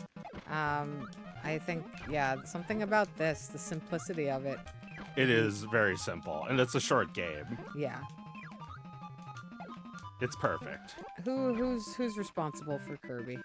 This is Sakurai, the guy who did Smash Brothers, Gotcha. the guy who made Kid Icarus Uprising. Ah. Oh my God, is he a hero? He's one of the greatest. He made this when he was 18. Oh my God. Yeah. This tree, very iconic. Yeah. In my mind.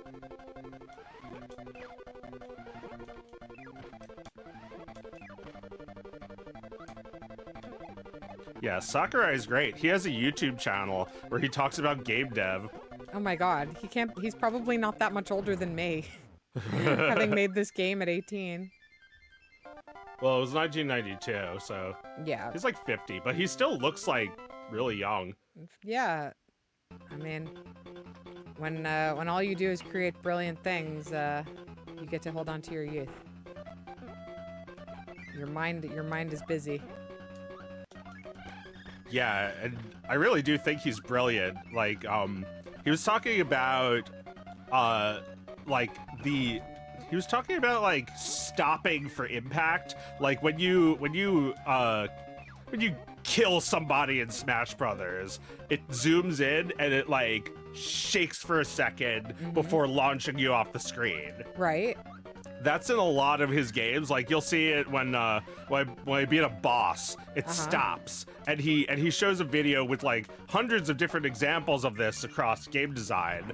Yeah. And like, Let's just tasty UI, right? it has like a impact. Like it's, I don't know how to describe why. It's tactile. Tactile. Yeah, Yeah. you feel it. Yeah, I mean that is a component of game design not to be slept on.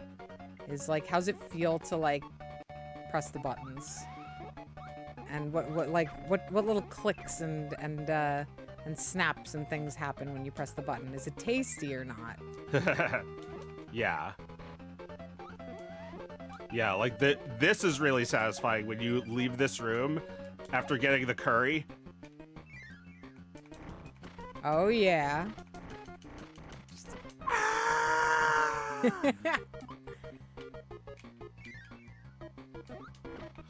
I like how he's freaking out. Yeah, he ate some hot food. Yeah, no, this is such an expressive game for Game Boy too. I love it. Yeah, I've thought about that too. Yeah, scary. Scary. I thought about that too, how like, you know, this little Gordo guy with the spikes, he's got like you can see his face, even though he's like probably got the smallest face possible. Yeah. Yeah, no, they make it work. All these little guys have faces for the most part. Well, I guess actually his face could be smaller because he has big eyes as opposed to he could have Right. just little dot eyes right, too. he has eye whites. Yeah, these guys just have little dot eyes. And that guy doesn't even have eyes. You don't need eyes. We'll walking around guys don't need eyes. So this is a game at the end of the Game Boy's life, right? Maybe 1989. Oh, no, really? no, the Game Boy lasted a really long time. You're right. You know what? I was thinking. Pokemon was at the end. Right. I was thinking of Kirby's Adventure for NES. That was at the end of Oh, NES. yeah. Yes, you were correct. But this looks so good for a Game Boy game. That was it. You just pauses, slows down for a second. There's other ways you could do it, but that was one of them. I love it. 3 Kirbys. Better than one. Yeah, you got these adorable animations. This is where I want to be when I'm higher than I've ever been. Where I want to be. Hi. On the ship with the weed. On the cruise with the booze. Getting higher than I've been before. Don't you want to be aboard a ship with the weed booze? Yeah. No. Not after hearing you talk about it. It sounds like a terrible experience. And there's a whole song about it. Yep. Very frustrating. Frustrating when weed is so near and yet so far. Yeah, it's too bad that weed is still illegal. It's like, yeah, we had the 60s, man. Shut up! You didn't even legalize it! No, you had terrible weed. Yeah. Yeah, we had weed legalization, which unfortunately came at the expense of weed not being cool anymore. Yeah, it's true. We've got great weed that Seth Rogen grows. Seth McRogan. Seth McRogreen. because he was sued for $4 billion and now he needs to make money. We've combined it's totally not gonna kill you, dude. We've combined all of the Seths and Alex into one guy. Yeah, look. It's okay that weed's not cool anymore. I'm not cool anymore. Well, they don't want people taking too much and panicking. No. You drank the weed booze on the cruise. Now you're a goner. No. You got bamboozled by booze filled with marijuana. Highest I've ever been. Highest I've ever been. Highest I've ever been. Highest I've ever been. I'm gonna tell the staff that I am too high now, and I need a hospital now. No, don't! Don't tell the staff that you are high. They'll take all of the booze right away. Who cares? We're not even getting high. Wait a minute, now I'm really high. And they'll kick you right off of the ship and leave you here in Paraguay. Let's just keep taking shots of this booze while we watch the ship sail away.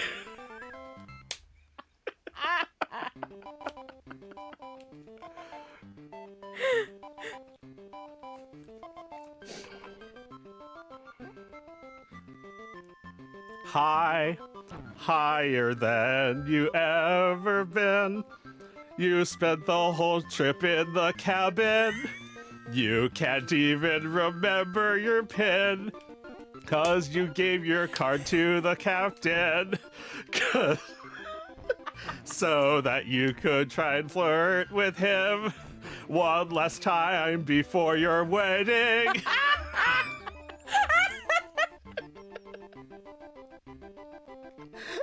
What a boneheaded move this is when you're higher than you've ever been. higher than I've been. Meredith. Higher than I've been. Everdith. Give the captain my pen. He forgot it. But this was my last chance to fuck. You drank the weed booze on the cruise. Now you're all fucked Where up. are you going? You saw a glass of weed booze. You feed on booze and you sucked it The up. ship is overflowing.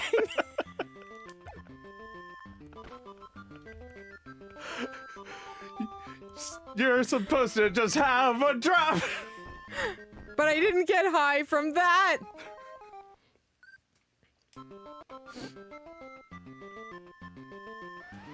What a mistake. Yeah, sounds horrifying. To be on a boat. Well, at least you wouldn't get nauseous, right? It's true. It's true. I wouldn't might get drink the nauseous. weed booze on my next cruise just to see what it's like. Just to see what happened.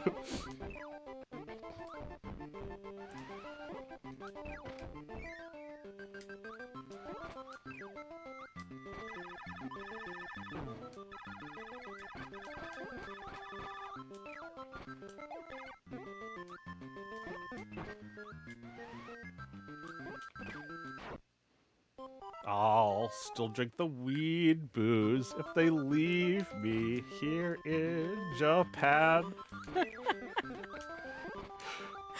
I feel like when you drink the weed booze on the cruise, you think the orange knight and the little kangaroo are hopping at you down the corridor. Like you're walking through the ship like in Titanic where you're in those narrow little corridors and the knight is just coming at you with his wiggly little legs. And like, it's really just like one of the people who works on the ship like bumping into you, but you're high enough because of the orange thing they were wearing, which you're definitely sure it was orange, to think that you lost experience points just now in real life. I think he took my experience points. No, I heard a little when we bumped into each other. It made the exact same sound in real life that it made in Zelda. I swear! Oh man, that thing's so cute. Cute. You got me. Gotcha.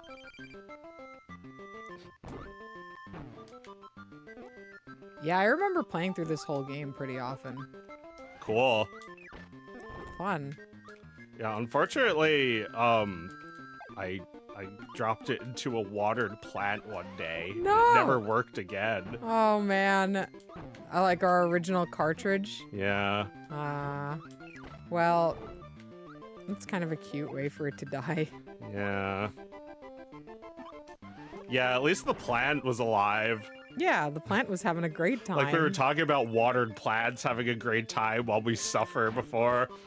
like this world is destined to be like the end of Final Fantasy VII, where it's all like, well, yeah, obviously the plants grew back. It's like we're going somewhere, but they're not. It's true. How? It's I'm true. not invincible. A lot of my personal tragedy is a lovely day for the plants. Yeah, the daisies that push you up when you die. They'll be so freaking happy. Yeah, that they're being pushed up by me. Yeah. The weed that will grow when I'm not there to smoke it anymore.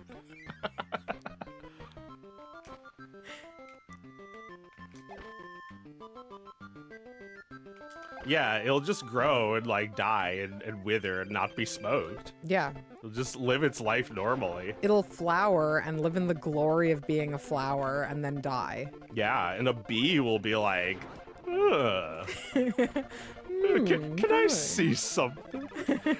Sure, Just take thanks. Yeah, bees are they're a little pushy with the flowers. Oh yeah. And my hair too. Yes, absolutely. They're a My little pushy. ear. They like my ears. They like my hair. Why? You know, wherever you can see them. Oh my god. No. Yesterday, I must admit, I got pretty pissy about the bees. I was like sitting outside having dinner with my family. Mike made a beautiful pizza, and the bees were buzzing in my ears, and my son kept commenting on the bees, and the bees kept buzzing, and he kept commenting on them. And I finished my dinner, and I'm like, I'm going inside. I haven't enjoyed a single minute of being out here. A terrible thing to say. Yeah, like, I was being kind of a dick last time I was here. I was like, I like the bee sounds. The bees are going crazy. We can't stop them. No. But my tragedy is a bee's delight. Yeah. This is the time of year where all the brassicas are flowering, and it's really beautiful. It's kind of like, you know how when salmon mate, they become something else? Have you ever seen what a salmon looks like when it's mating? I don't think so. All right, so a salmon before it mates is like a normal looking fish. Okay. And when it goes into mating time, which is like very shortly before it dies, it becomes a monster. Like its face is horrifying. Oh. It changes completely. But it's Yeah. also like horny, right? It becomes like grotesque. And plants do the same thing. Where like, you know, on an average day when it's not flowering, they're just like growing like normal, where like, you know, some leaves are sprouting out of the top of the stem and out of the nodes, and it just keeps it, you know, it very slowly like accumulates vertically. When a plant flowers, all of the sudden a massive stem and massive quantities of leaves sprout out overnight, but they're horrible to eat. Like they're too bitter to eat. They're not food. It's just the plant channeling all of its remaining energy into becoming a flower. And then it's beautiful, and then it dies. Yeah. It's a state. We don't have that as humans. We don't undergo a permanent horny transformation before death.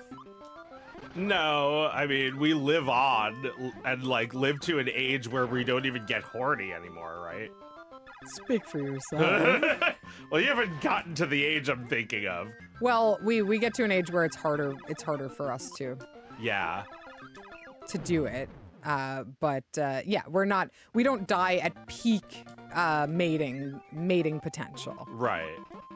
We are no longer able to reproduce at the end of our lives. And that's for a long time.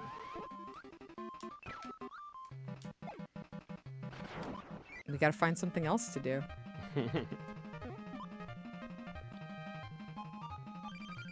Yes, it's called bolting when a plant becomes nothing but flower. Becomes a beautiful flower and then dies.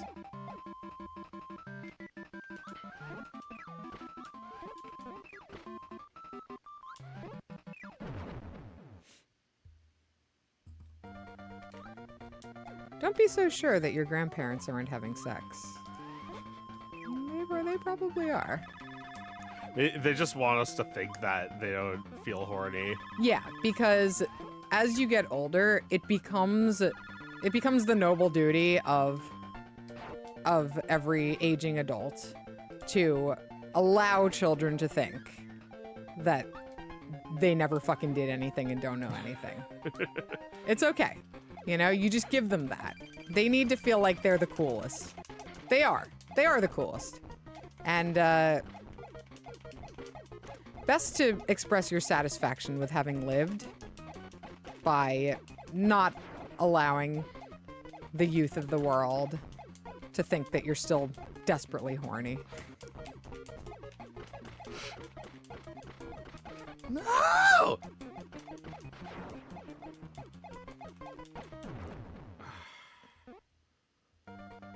I have 1 health. All right, here we go. Oh, wow, you're already at the end. I love this animation. Oh my god, so terrific. He's just like a child in a playpen. Like, oh, I'm gonna kill you. Let me at him. Let me at him. I love like the picture of him. Oh yeah. He's so scary, and he can suck like you. Yep. Except he sucks a lot more. Mm-hmm. Yeah. It's hard. Yeah, the way he chases after you. Like you were putting a cage. Well, yeah, you were putting his little wrestling ring. Yep. He's probably gonna kill me in it.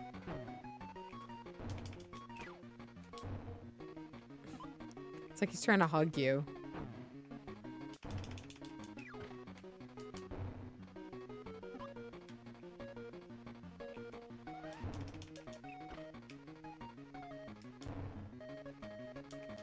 Scary.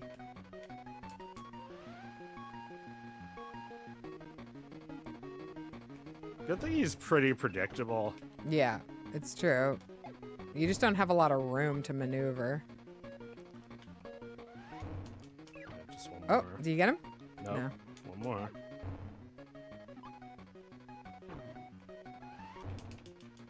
Nice. Woohoo!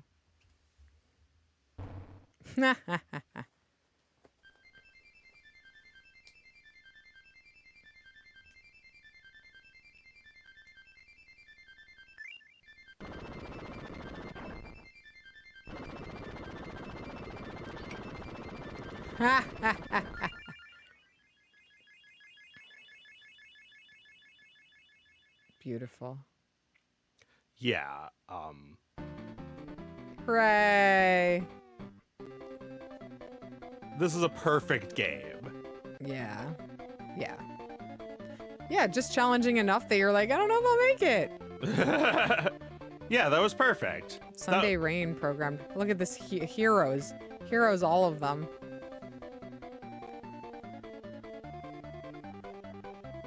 Thank you. Yeah, this game was made by HAL Laboratory. Junie Yeah. Shikawa. They're the good. Special thanks to Bobby. Bobby, I did everything. I did the game.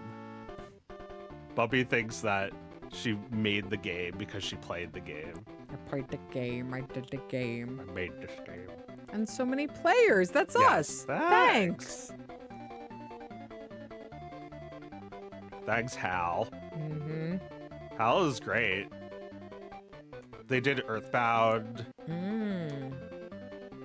Quality. Yeah. Oh. What else did they make? He's little again. Cute. Oh my god. Sorry. Dr. Brown's, everybody. Dr. Brown's. Get it in the kosher section. Yeah. Get it in the kosher section, folks. Look at that cute little guy. It's raining food. Oh, you can do a hard mode? Is that it? Yeah, it's not gonna... I'm not gonna be very good at it, but I can show it for a second. The text on Game Boy is divine. Yeah, it's gotta be readable. Yeah, it's so big.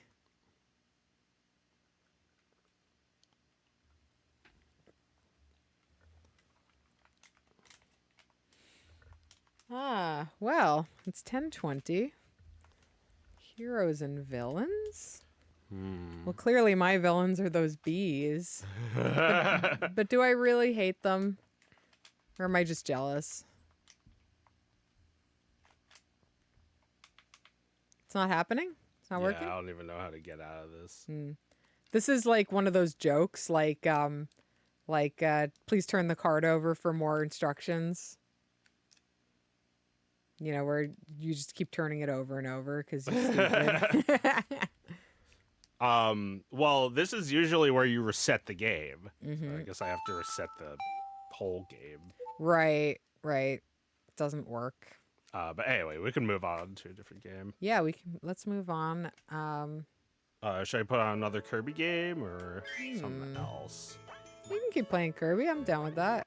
Okay. You want to play the Nintendo game? Kirby's Adventure? Yes, that was great. The first time we ever saw Kirby in color. Yeah, I mean, I think Sakurai is my Thingus hero. Mm-hmm. Did he work on this one too? HAL Yes. Laboratory? Oh, it's at the end. Hmm. This is like one of the last levels. Is he on a little skateboard? He's got a lot of powers in this game. Like, Man. let's just go to a level. Oh wait, hey, we just did this. This looks fantastic for an NES game. Oh my god, yeah. And the music is great too. Yeah, this is amazing. Like, this is people who have absolutely mastered the console. Yeah. Yeah, this is at the end of the NES. It was like, this game was late because Kirby's Dream Land is older than this. I think it said 93 on this. Mm-hmm. Yeah, this was a very late entry. And just like excellent physics. Yeah. And like no fucking flicker. They've resolved it all.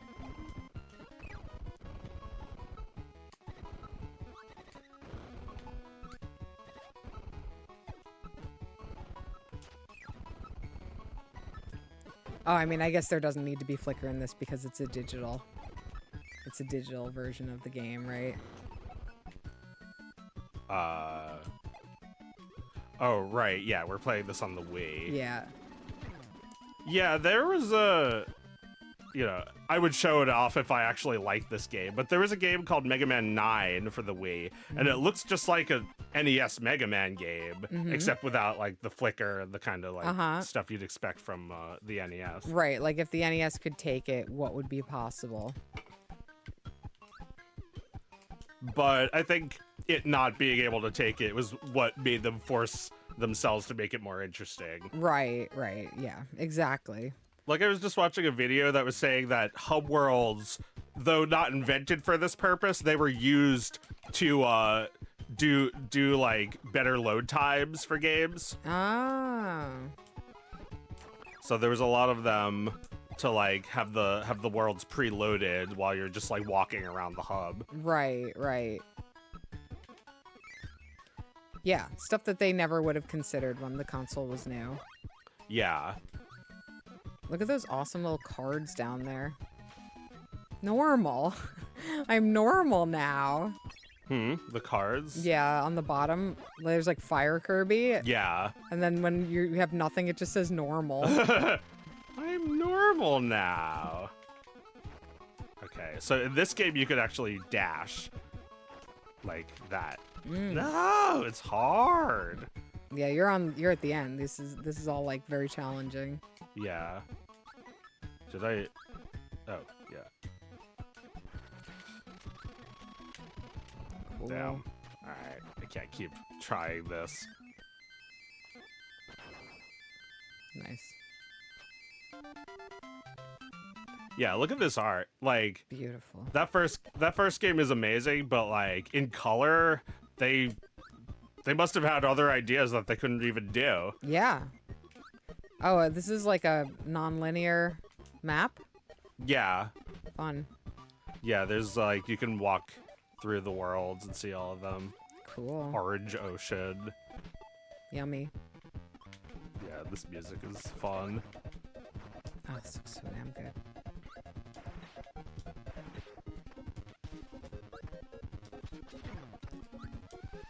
Yeah, and it runs pretty well. There's only a little bit of lag.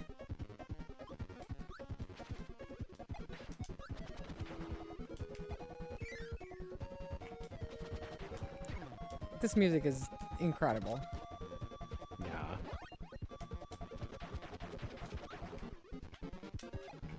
Don't you love that when like you hear or see something from something old that you've never seen before? Like even just like a joke on Mission Hill that you missed all these years. Yeah. I love that feeling. It's like there's one I never noticed. Yeah, absolutely. You know who I think like I'll say Thingus hero for me would be those people who I discovered who all had their own websites. Oh my god. That felt great. It really did. Yeah, like it seems like even without having to preach to them, they're on your wavelength. They know what you're talking about. Yeah. People should have your own website. Yeah, people should have their own website. I mean, like, I feel like telling people to get off of Twitter is just like a very Twitter thing to do. Yes. So like, you don't even have to do that. You just No. go somewhere else, start a different fire, have a different party, and people will find you. Yeah, well, that's the thing. If you say get off of Twitter, what you're basically saying is go find a replacement for your Twitter addiction somewhere else. Yeah. And which what is a better attitude, perhaps, is, you know, get off Twitter if you want, but spread yourself out so that you diminish the importance of Twitter. Yeah. Don't look for something all-encompassing like Twitter. No, it X the everything site. No, don't let there be an everything No. site. Just be little in a few places, you know? Or big in one place. Like, my YouTube channel has 1.5 million subscribers. And that's insane. Like, I was tweeting every fucking day, and I only had like 25,000. It's true. It's true. The engagement on different platforms.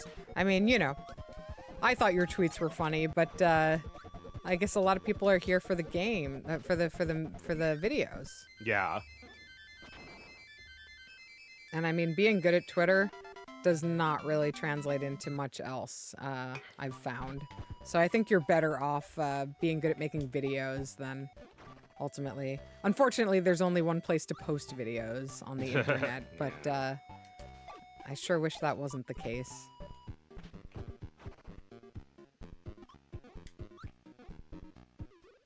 Yeah, well, the alternatives everybody hates.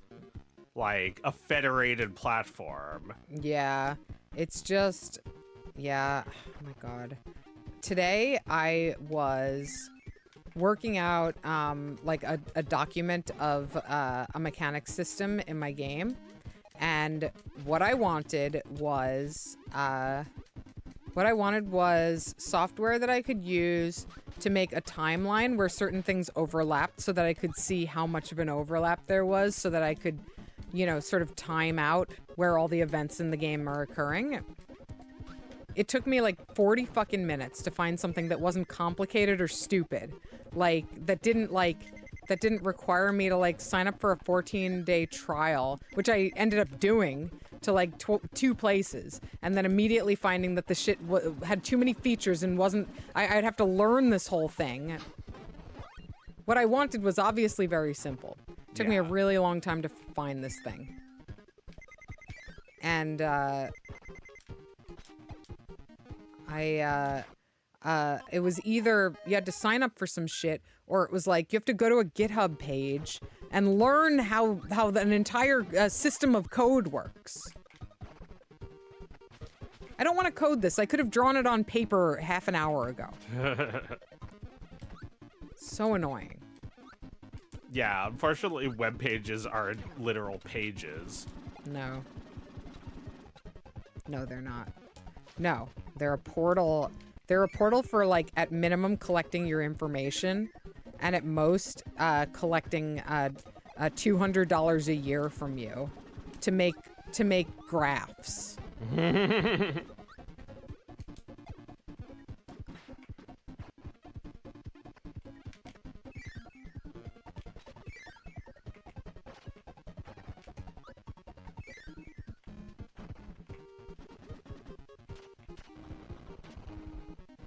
Yeah, I mean, I guess like when it comes to an alternative to YouTube, you're onto something that we shouldn't just look for a replacement. No. Like, I thought maybe we need a more curated community of video creators. Mm-hmm. But I don't know. Maybe we should just make our own sites. Like every person who makes something. Yeah. No, I think so. I think scraping a small percentage of the people who engage with your work on a popular website, scraping the most loyal among them, to another website, people who are going to pay you directly rather than, you know,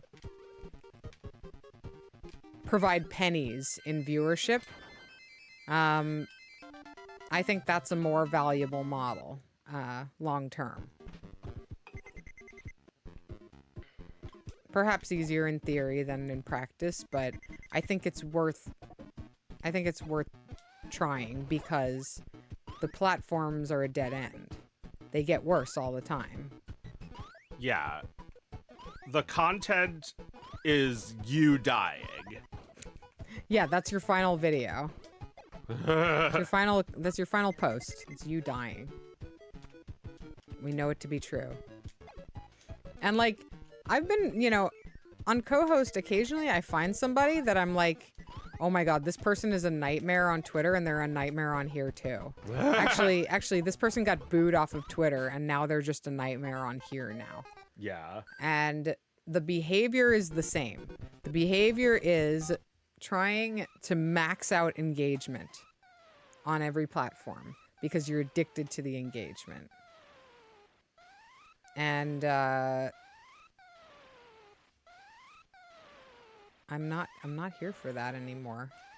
I really, you know, I realize that a lot of people rely on social media platforms to make emergency funds come together and things of that nature.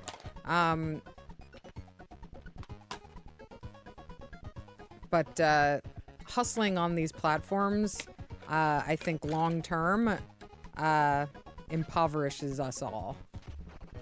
And we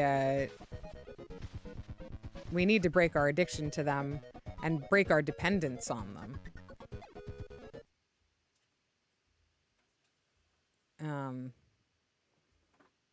To ever hope for anything better or for anything we say or do to have more value again.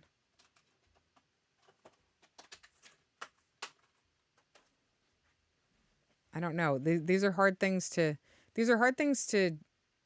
really prescribe because I don't know the future, and I don't know what any of this is going to look like.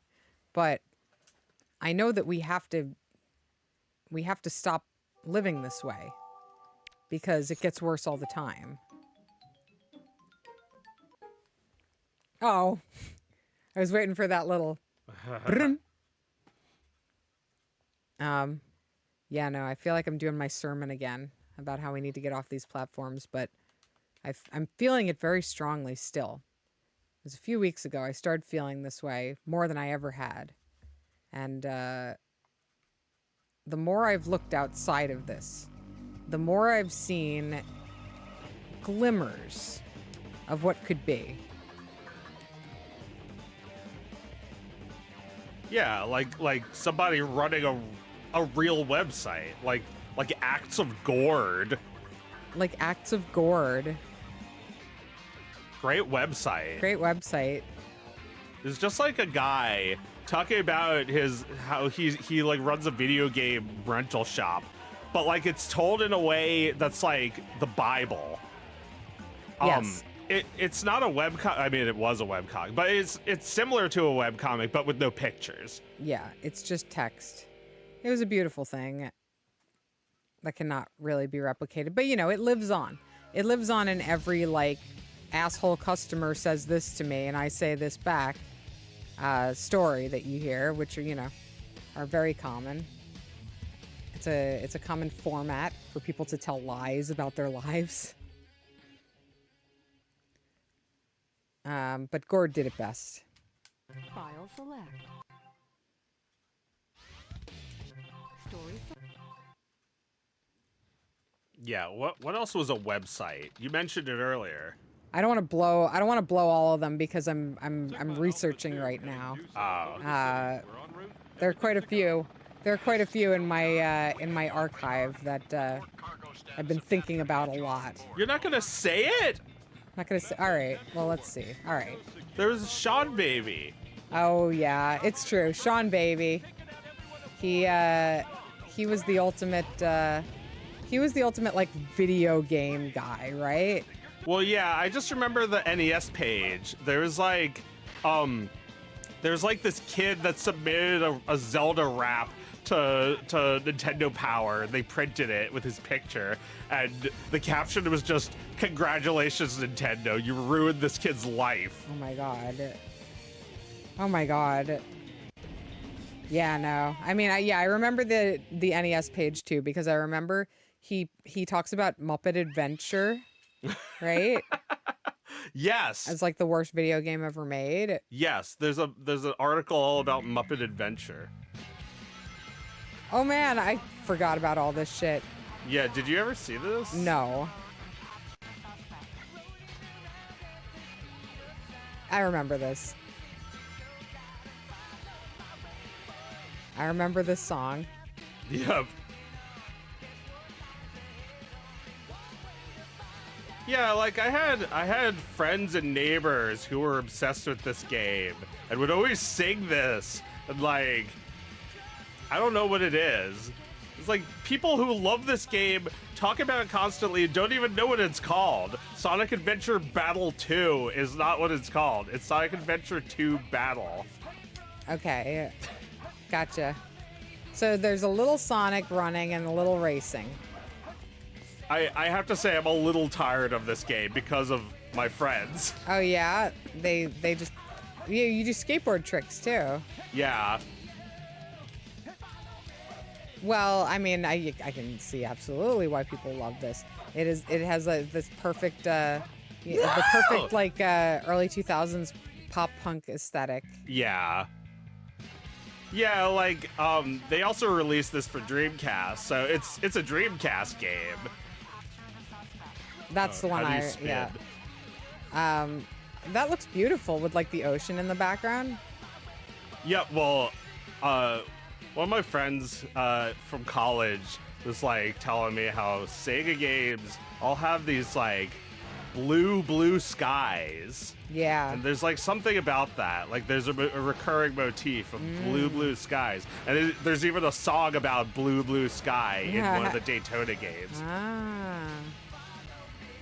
Yeah. It sets Sega apart, right? Yeah, their lens flares are the best in the business. Follow me. Escape from the city? Are you trying to escape from the city? Well, yeah, they're like, that's him. Get him. It's like, I don't know what I did. And it's like, Shadow is the bad guy. Oh, I see. They mistook me for him. Follow me, set me free. Trust me and we will escape from the city.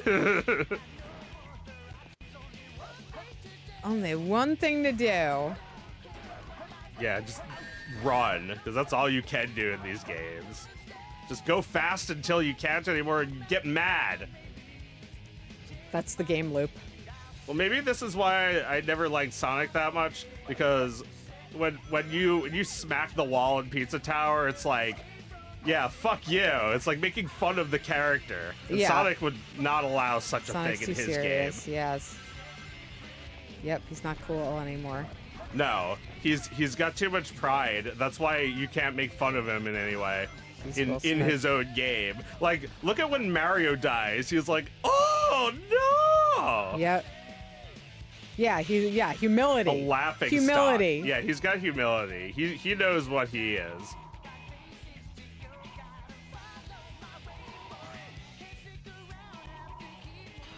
Yeah, I mean, the whale was pretty cool in the first game. But like, yeah, I don't know. That's like not really a game, is it? Like, or maybe it is. I feel like everyone loved this shit. I mean, yeah, the physics of this are really fun. What I'm saying is like, it's like more of a playable cutscene in some ways. Yeah, no, you're absolutely right about that. I was thinking that like there are cutscene elements to this, but I think that might have always been true of Sonic games. Like this, for instance. Yeah. Yeah, it just feels cool. I'm just holding down. I'm not doing anything. Right, I mean, right. there's not even much challenge because there's like I can't even see where the Where boosters you're are. going? Yeah, no. You can kind of you can still die here. Yeah. But it would be hard. It mostly just looks cool. Yeah, I don't think they necessarily want you to see this over and over because that would make it less special. Yeah, absolutely. But yeah, It's like, that's part of the thing. Like once you've seen it, it's not like the coolest thing in the world anymore. No, that's why Sonic is fleeting and not lasting. Like I remember all this shit. And Yeah. I've never thought about it. Like the last time I played this game is the last time I thought about any of this. Yeah. No, Sonic is not a L-Wag. Absolutely No. not. Although, like, I couldn't find Elwag, Lil Walking Around guy, on TV tropes. The closest thing was, like, mascot with attitude. And the picture they have is Sonic. Well, that's why we got to keep updating the Thingopedia to distinguish these things. Yeah, we need a page on Little Walking Around guys that explains in full detail. I feel like we're almost done with our research paper on Little Walking Around guys. Our dissertation, absolutely, we're close. Trust me, and we will escape from the city. Yeah, I don't know how I feel about video game songs with lyrics in them. Yeah. I think I do know how I feel about them. It should be really earned. Mm-hmm. There was some of that in Pizza Tower. There's a lyrical song in Pizza Tower. yeah, it's like at the end of the noise campaign. There's a song with like really like computerized voice, so Okay. it's not like really distracting or anything. Gotcha. All right, so I'm trying to think of others. Final Fantasy VIII has a ballad, like any good '90s romance film would. It has Right. it has a song performed by Fei Wong, and it's kind of a big deal. What do you think of that? How's it go again? It goes. Let me come to you, close as I wanna be, close enough for me to feel your heart beating fast. And the problem with it is like it sounds a little like she's being loved by a virgin and not by Squall. Yeah. Yeah, because he's shy and he's nervous, and like maybe Squall is those things, but most of all he's Sundir, right? That's what I say about Heidi. She's Sundare. Yeah, that's our girl. But yeah, I think the song almost works. I mean, you know, Fei Wong, they got star power for it. They weren't messing around. But the song is just a little off. I mean, maybe that's a necessary component to a theme ballad, is that it's not explaining the plot of the thing. It's actually a little divorced from it.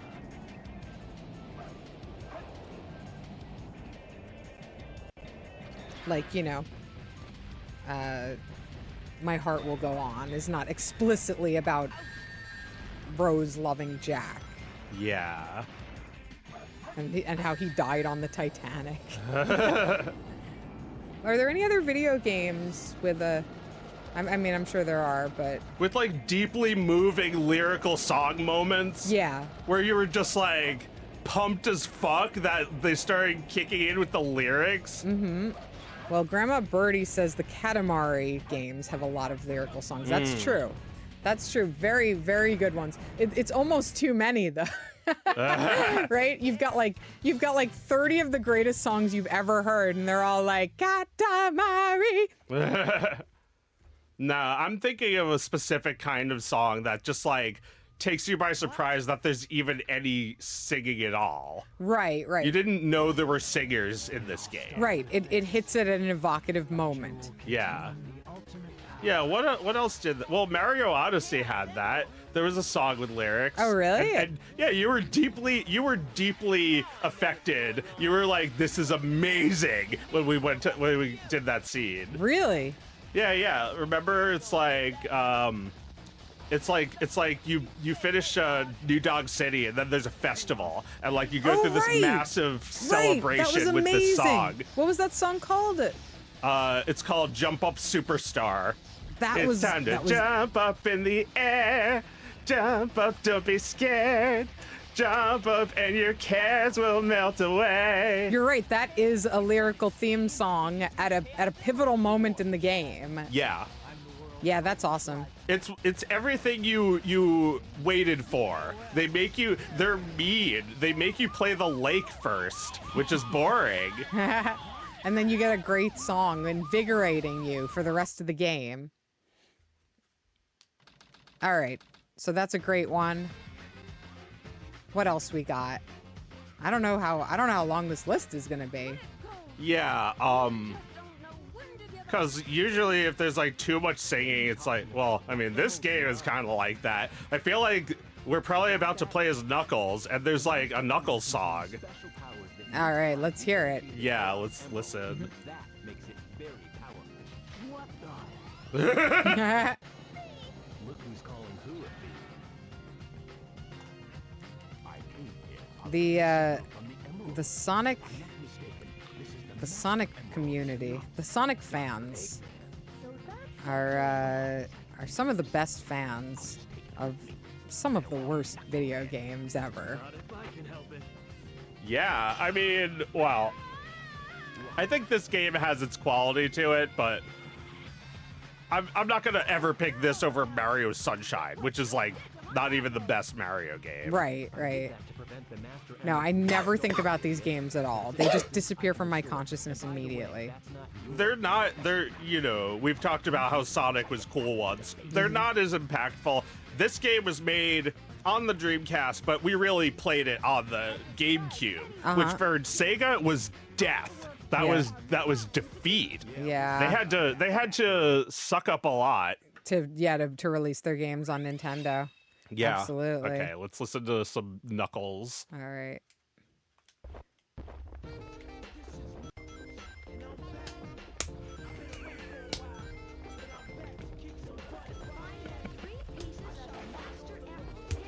This is Knuckles. Been away for a while, but I'm back to kick some butt.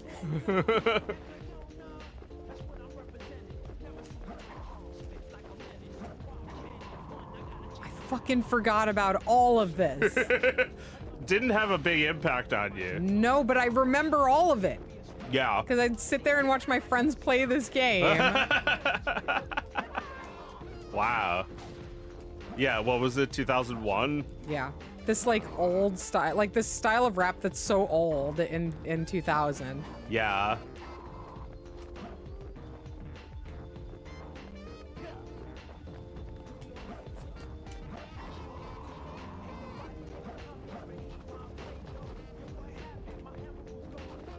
What happened? My emerald's gone. You saw it, dude. It happened right in front of you. This is MF Doom. Is it Oh, really? I don't love you. God, I remember this song so well. I definitely listened to this song outside of playing the game, too. Yeah. Get away from me. I don't love you.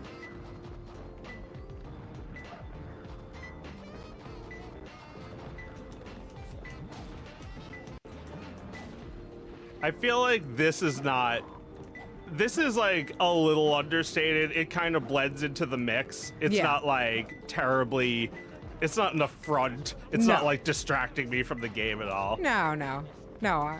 I definitely thought this was really fun when I played this, when I either played or watched somebody else play this game. Yeah.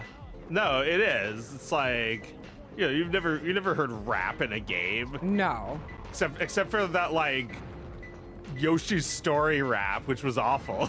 Okay, no. The chat's fucking with us. This isn't MF Doom. Well, we didn't really even talk about that, did we? No. So they really didn't get us. No, no, they didn't get us at all. I've been pulling the strings this whole time. You don't have to read all the nonsense that they say. Oh my God, they say some absolute ridiculous stuff in here. I don't know what they're talking about. No. Okay, so like, this is actually kind of boring. These levels. Yeah, this is boring. There's no running around. I love this character. Playing as Knuckles is more fun because you can fly and climb. But you have to like knuckle under and do these annoying puzzles. You gotta find the gemmies. The gemmies. Like, there's a beep that beeps more when you get closer to them. It's annoying. It's annoying. Where'd my emerald go? What happened? It's not beeping to the beat or anything. All right, well, I'm done. Comic Sans. Oh my God! Stop. How embarrassing. Yeah, this is before that Achewood comic where the whole cast of Achewood kills the guy who created Comic Sans font.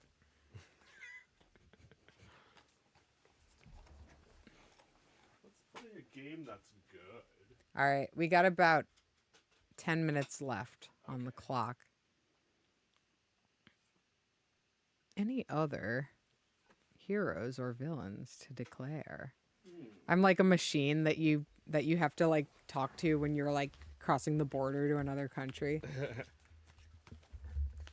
Well, do we have any tricky bitches? I think we might have a tricky bitch to talk about because this game is one of my favorite games. You know, nothing beats the original Super Mario RPG, but this one is the second best. Minecraft? Minecraft? No, I was wondering what tricky bitch you're gonna bring to the table. Oh, Miyamoto. Oh.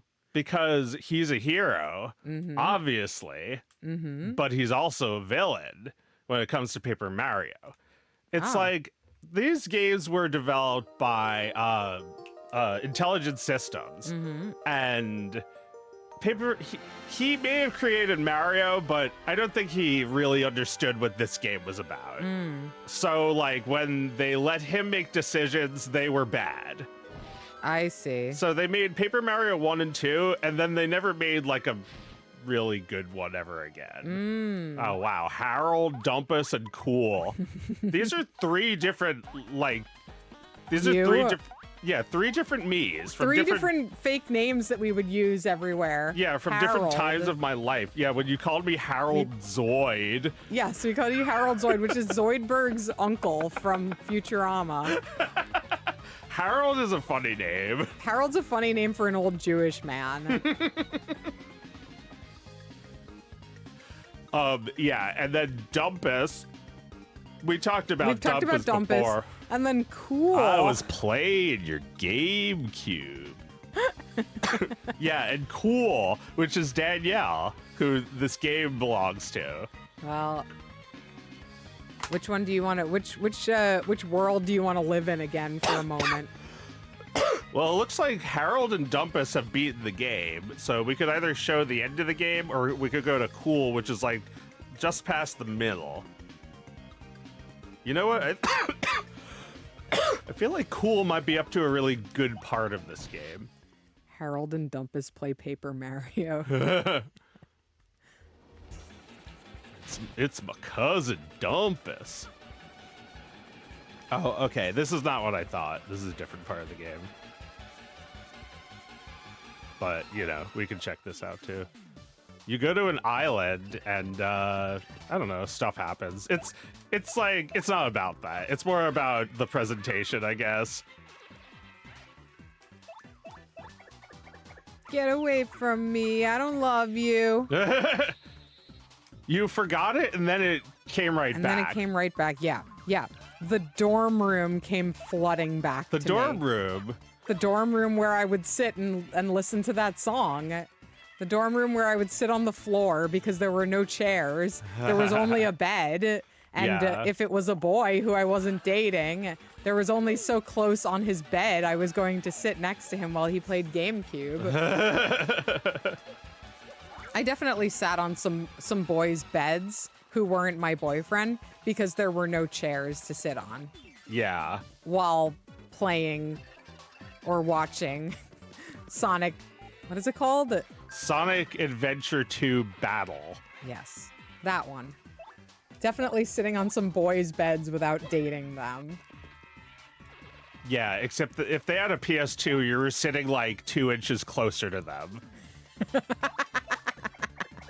With a wired controller.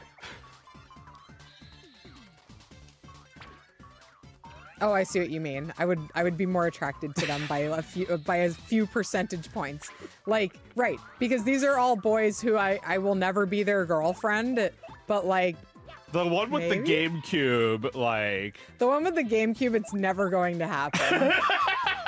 The one with the PS2, like, if the planets aligned and the death drive gripped me just at the right moment when he happened to be there, maybe? Him? Yeah, like, maybe he's got, like, GTA and not some, baby game. Yeah, like, right. If he had Mario Sunshine, never happening. GTA? Oh, what happens if you do that? Well, here, let me show you. See, you got to do it like this. I'm like, and I'm putting him on the ladder in my mind. Like, Yeah, it's like those data animations where it's like the top, like, I don't know, like anything, but they have like over time of statistics. It's like the top used like websites or whatever. yeah. And like you just like see something come all the way up from the bottom. Right. Just seeing his little avatar rise, and the avatar is like a still frame of him playing the video game right now. Yeah. Like looking at the screen, eagerly playing, and he's slightly rising and then falling when he says something stupid. Or like laughs at something stupid in GTA. Yes, yeah, or I'm just like, that's horrible. Well, it's like a little funny. He's like trying to think it's less funny than he thought a second ago. No, it's stupid. I don't know. I don't even know why I laughed at that. He's like already composing the apology email he's gonna send when I leave his apartment, and I'm not even home yet. This is like the PS2 kid is like bragging about this. I had a girl on my bed. Did you? And like what he did you also do had tonight, you you on his losers? bed. What was that? And like the GameCube kid also had you on his bed. Yes, I was on both of their beds in one night. I moved from bed to bed, looking at their games. Getting a good taste and thinking I'm good. I don't Yeah. really need my own. No, I don't need to play this. I'm just gonna hang out here and watch this guy who doesn't have a chair. Instead of a chair, he has a video game.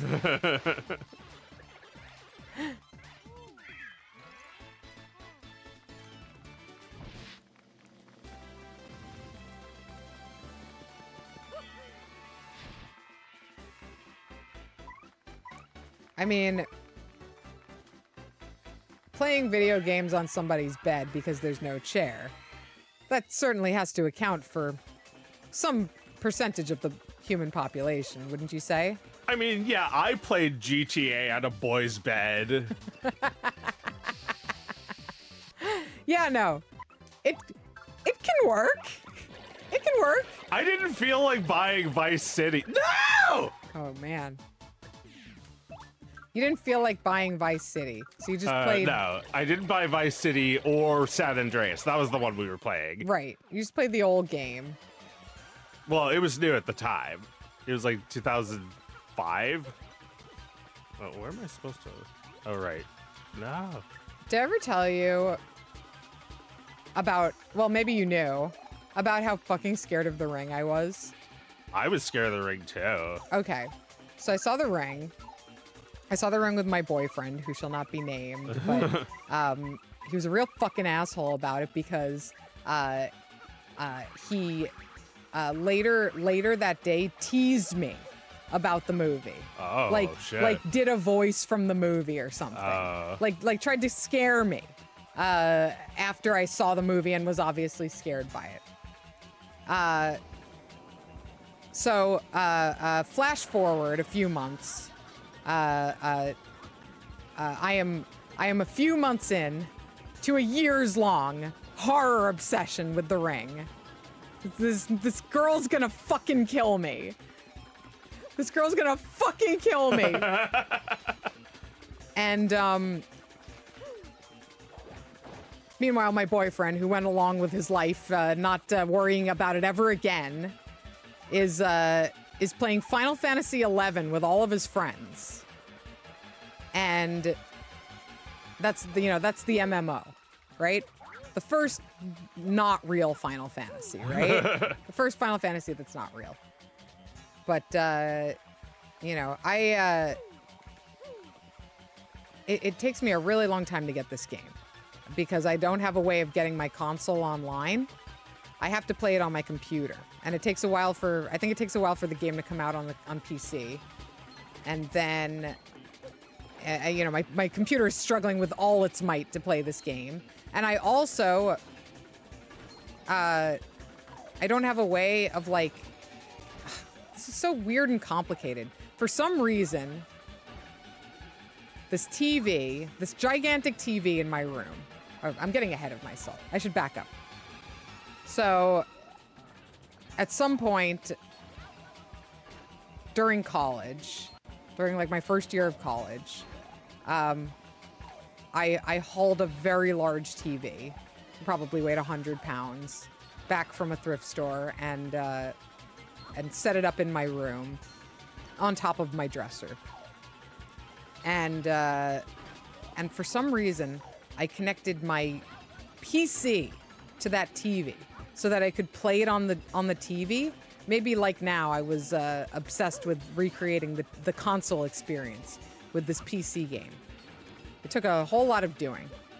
And I was playing Final Fantasy XI, finally, with my boyfriend and his friends, who eventually, it didn't take long for him to get pissed off at me because I screwed something up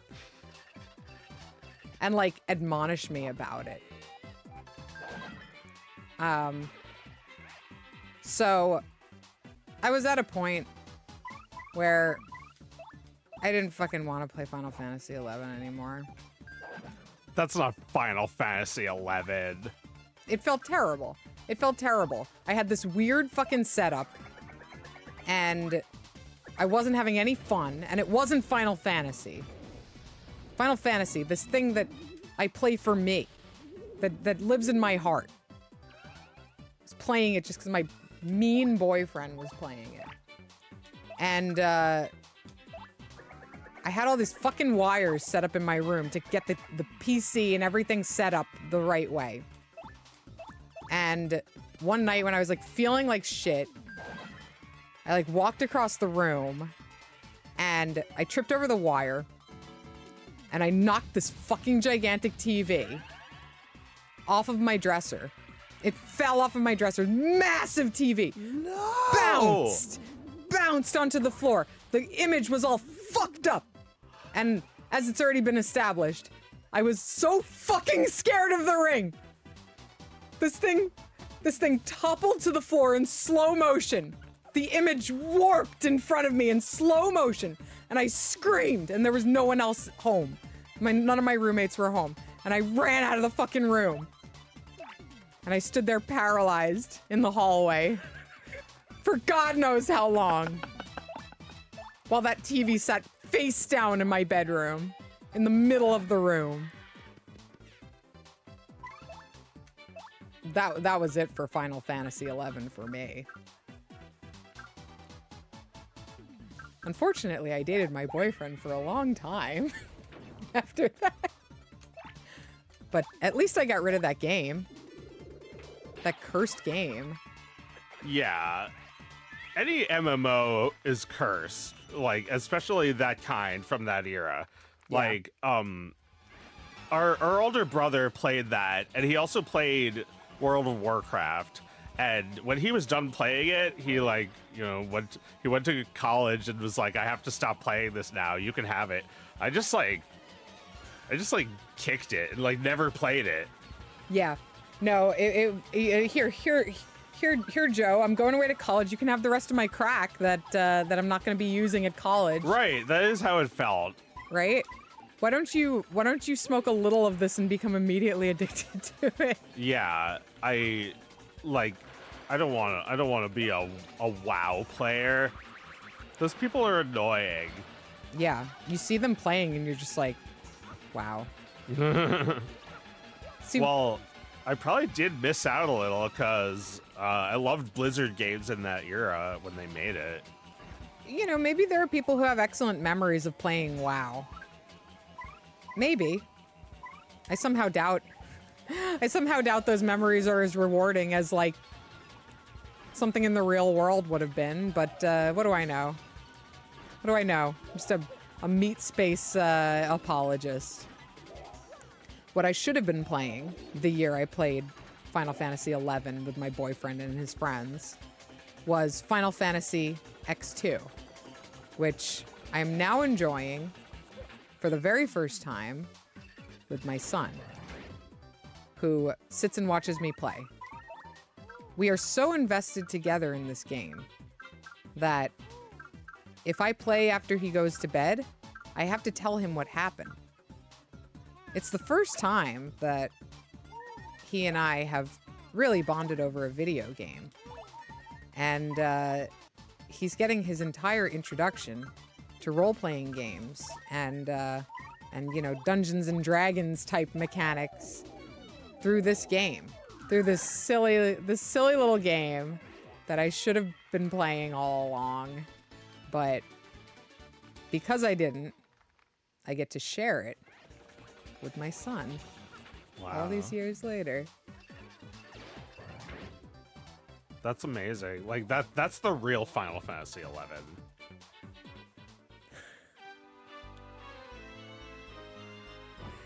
Wow. Boy, that really got me. Oh my god, we just got raided with like 21 people. Oh, awesome. Welcome. Hi everyone. We were This just is about to Thingus. stop. Welcome to Thingus, Welcome though. to Thingus, though. Welcome to Thingus, though. We play old ass games on here, and we dig up memories from our lives and stuff we remember from growing up because we're siblings, and it's incredible what the memory of these games inspires in us. The things that are not games that we remember through these games are really fascinating to revisit. And I have no idea if the people who watch this show feel any sort of universality at all, or if they're just absorbing lore about our lives. But the people who hang out here seem to have fun. And we certainly do. And it does seem that there is some universality in the highly specific. It's kind of what I've been focusing my creative output on these last few years, and it's fun to be able to explore that stuff independent of any sort of work too, and just think about where life has taken me through the lens of these ancient games. Yeah, like we were just thinking about shit that happened in 2001. Like I don't even remember that year, but then when I play the game, like, Yeah. I remember it better. We play the game and suddenly I'm like, this is Knuckles. Get away from me. I don't love you. What was the other song? Come with me. We will escape from the city. Follow me. Set me free. Yeah, but we didn't hear the best song, the Pumpkin Hill one. How's that go? It's like, you could call me Knuckles. Unlike Sonic, I don't chuckle. I'd rather flex my muscles. Is it the same guy? Maybe? I mean, I feel like you just get, if you're gonna get a guy, get a guy. You're not gonna get 2 guys. All right, we got some fans here of Sonic Adventure 2 Battle. Sonic Oh, Wreck yeah. is god tier. I mean, it was like the last Sonic adventure they did. Well, sort of. But I feel like it's still pretty... It's kind of like this game, where this is the second real and last Paper Mario. Ah, I see. So everything went bad after this, you're saying? Yeah, like Miyamoto started like demanding certain things about how they portray Mario, and like they had this down to a science, and he really noodled with it. He was like, let's do like a card battling system. Let's get rid of the partners and all the story, and like the toads are the only NPCs in the whole game. In one of them, like they got rid of all these like, you know, fun character designs, like that alien guy with the head. He must have just wanted to create something different and not keep iterating on the same thing forever. But I don't know. Sometimes you don't need to change a thing that's already working. Yeah, I mean, Sticker Star was like, you know, it's interesting. They changed something about it, but like, it wasn't very fun. I didn't like that. Well, I mean, on the other hand, I feel like Miyamoto's instincts are right, that you got these 2 games that everyone loves, and why not take a risk and do something new with them? I do appreciate that. What you got there? They also made this shit, which is like halfway in between good and horrible. Oh, I see. Well, I wish I could understand the complex array of emotions you feel for these games. I think Final Fantasy is that for me. Yeah, you understand, I think. Yeah. This is kind of like the X2. Yeah, I suppose so. All right. Well, we've got all these people here. Do you wanna do a little like Super Nintendo versus like Tetris Attack or something before we go? Oh yeah, sure. We'll play a little more, and then we'll call it a night. I just want to see this.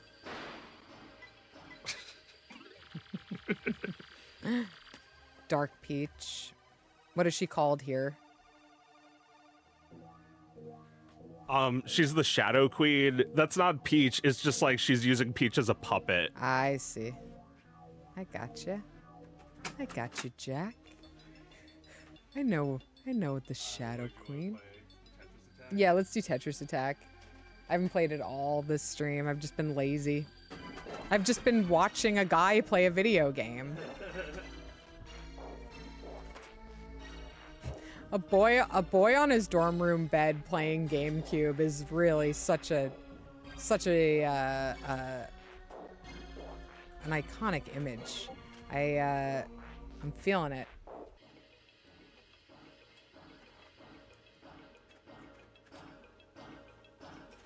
I'm feeling it, but not enough to, you know, have sex with him. Sorry, boy on the bed playing GameCube with me in college. I like hanging out with you. I like that you're available. I like that you've got your own pad and you don't live in the dorm, so I can come over at any hour.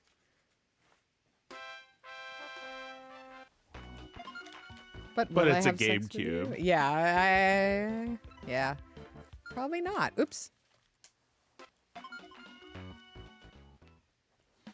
Although, is the boy with the GameCube even that interested in you? Maybe he's more interested in the game. Well, I mean, if he really, really wanted to date me, he wouldn't just like hang out with me forever. You know, he'd try something, right? Instead of never trying anything. But if he was the kind of boy to try something, then maybe this would have worked out. He's just not. Yeah. So whether he wants it or not is irrelevant because he's never going to go for it. Yeah. He's never going to go for it. He's never going to be like, shut up and kiss me. Sorry for wanting to feel something. Okay, boys? The boys are playing Nintendo. They can't hear you. They're playing Nintendo and sort of just like very idly regretting that they don't have a girlfriend, but not enough. They're not regretting it enough. It's like, look how much Nintendo you can do when you don't have a girlfriend. I mean, I was cool. You could do Nintendo with me around. I say But now. no MMOs. No MMOs that are supposed to be your break from life, but instead have your bad boyfriend in them who yells at you, but the yelling is in the game and it's real. It's like The Ring. It's like he came out of the screen to yell at you.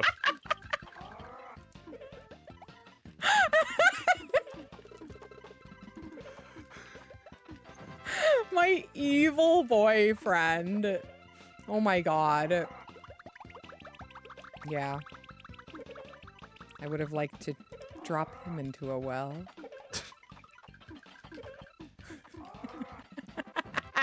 But then you'd be cursing some innocent bystander forever. It's true. Well, by breaking up with him, I was doing that.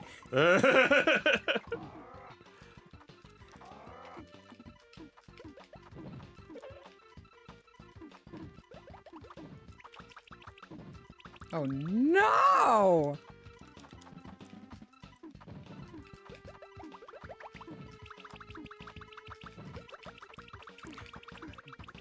Me dead soon. You know that poem, We Be Cool, where it ends with we die soon? No. Me be cool.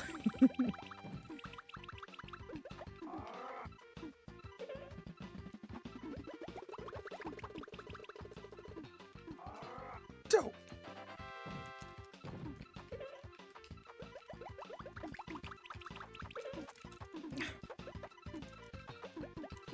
Aw, fiddlesticks. Fiddle-dee-dee.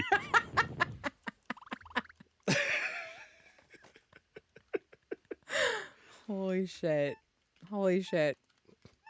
I always thought the funniest part of The Simpsons was when Lisa almost hits Homer and he's like, dope! Wait. Oh, yeah. It's like in the opening. Right. Oh, my, I know. It's so funny. It's so funny that Lisa rides by Homer so fast and he's like, dope! It was like silent in the early episodes, but then they added dough and it made it so much funnier. Yeah, it was their first big breakthrough. They had like this kind of a Walter Matthau thing for Homer going for like a little while. It's like, what's the matter, boy? You've barely touched your milkshake, boy.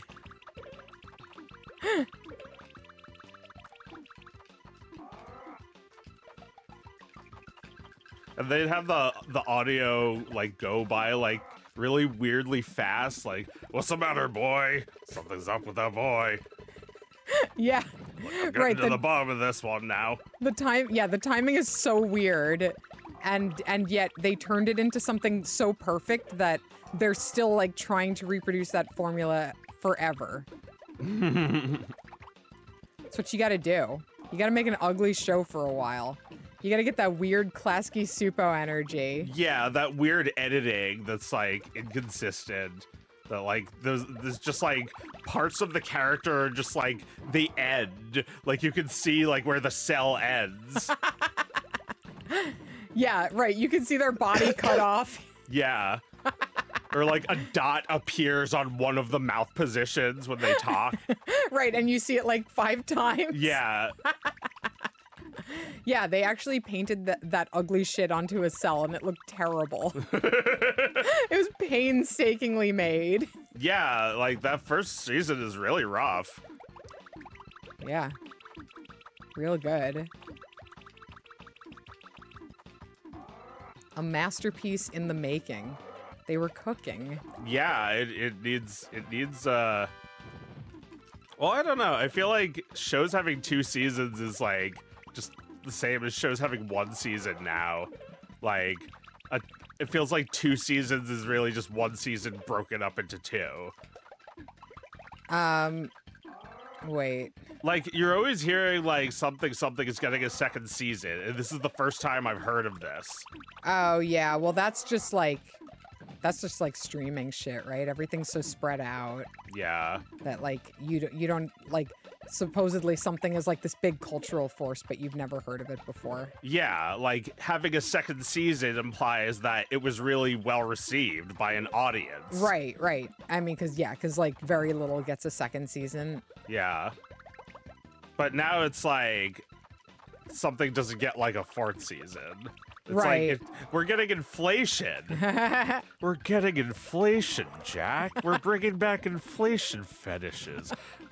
My inflation fetish is as follows. It couldn't be clearer. First, Sonic tells you that he's an original character that is not supposed to be stolen. And then he blows up, Jack. That's how it always was. Just like Mom and Pop used to do it. We're bringing the old Joe back. You asked, you said, you know the thing. It's like the Kanye song. It's like, I miss the old Joe Grad. Biden. The old Joe. We're bringing the old Joe back. He makes all the references you people like. Like the dog. He does the dog, man. You know the thing. You've seen it. That's all true. You do know the thing. You have seen it. You've seen the damn dog, Jack. I'm Joe. I'm that Joe. You could like literally, you could actually traumatize people by saying that to them. Like if you like went up to somebody in the grocery store who is like between the ages of 20 and 35, you could scare the shit out of them. Especially if I start giving them a massage.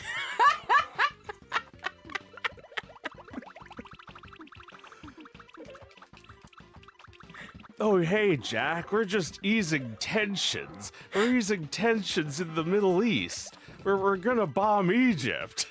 We're gonna bomb Giza.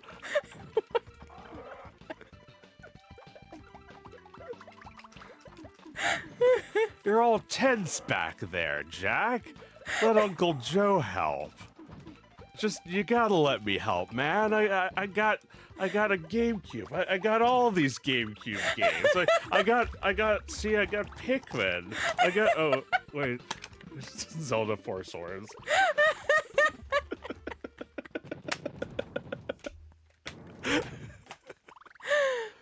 You gotta let me smash, man. I got Smash. Joe Biden is just the guy on the bed next to me wanting me to let him smash. Joe, you're really fun to hang out with, and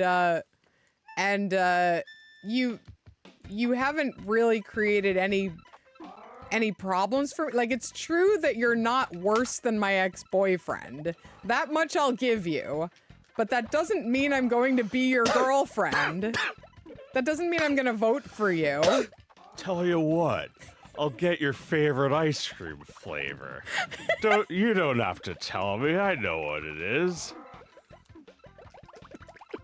I read it on your live journal. That's right, Jack. We're bringing back websites. We're gonna follow each other again. We're gonna friend each other again. Following is contemporary by Joe standards. You gotta vote me on Trendblur. You just gotta this time, man.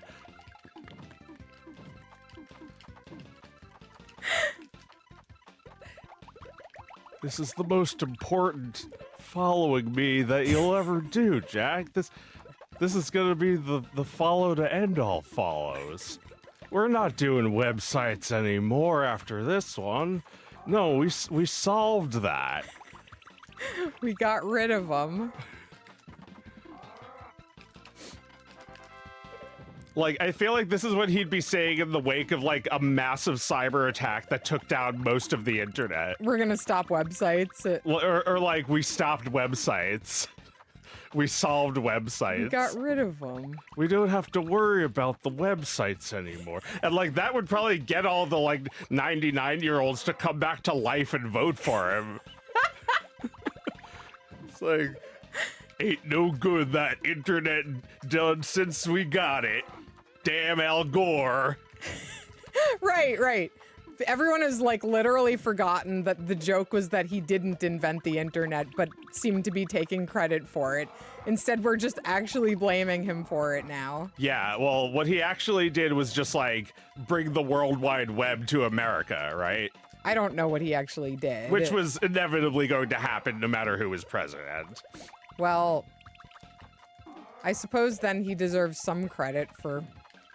Thingus hero Al Gore for solving global warming and inventing the internet.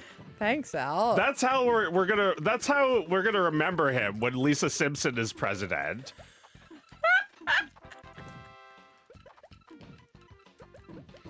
Yeah, no, we're gonna be elderly playing Thingus games and talking about how we always knew he was that. He invented the internet. He was right. He told us it was an inconvenient truth. Just like everything you've ever read on the internet that freaked you the fuck out. Yeah, but for some reason you didn't ignore it because it was inconvenient. You inconvenienced yourself more to pay attention to it when it didn't deserve your attention. Yeah, I guess so. So that's Al's fault right there for making us think you're a bad person if you avoid something inconvenient. Well, I mean, a truth doesn't care about your feelings. You mean a fact? So it's not an inconvenient fact? Yeah, right, that's what it turned into. An inconvenient fact. Yeah, like, is this science fact or is it truth because you believe it? Well, facts kind of got swapped out for truth, right? We got into facts at some point in the 21st century. Yeah. And now truth is whatever you want it to be, just some bullshit you made up or heard online. It's like, he's brave. He's saying the conspiracy theory that doesn't make sense to normal people. Truth is like the word that Trump uses in his social network. That's true. It's called that. It's the truth. His Mastodon instance. Right, his own federated Trump network is called Truth Social. It's the social network with the truth. Yeah. And look, even he could make a social network just by signing up for it. Just by signing up for it, and like when Elon Musk invited him back on, he didn't go back. No. That's like, you know, if there are great moments in Twitter, for me, oh man, all right, let's go one more time. Okay. For me, that's one of them, that like Elon Musk was like, come back, Mr. Trump, like just sweaty as the day is long, and not a single sound was heard. Yeah. Except the playing of Lisa's saxophone.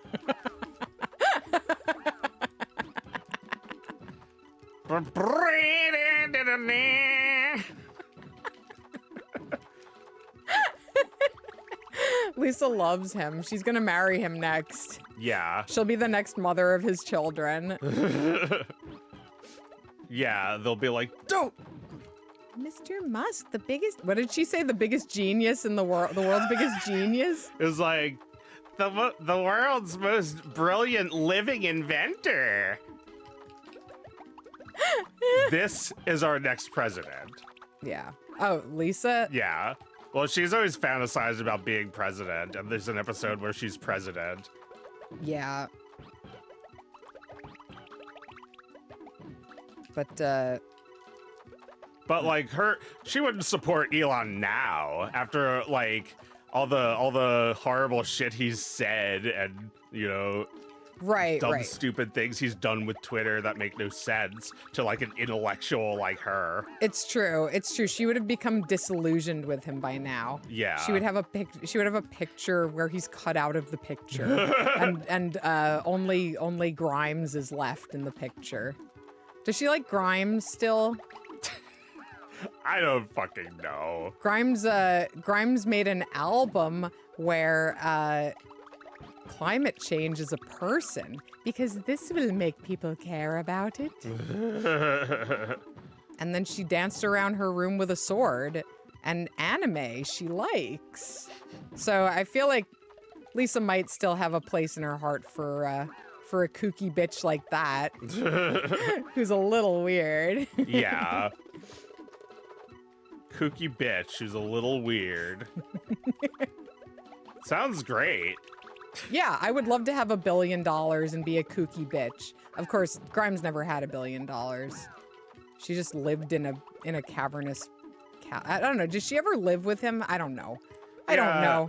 That's not that interesting for me to find out that, like, if he has like a gigantic house and like she lived in it like Citizen Kane, like just like walking through this massive cavernous glass mansion with like smart things everywhere. They're like listening and watching, and like you just like sneeze and it's like starts giving you a list of things to do that it can do for you.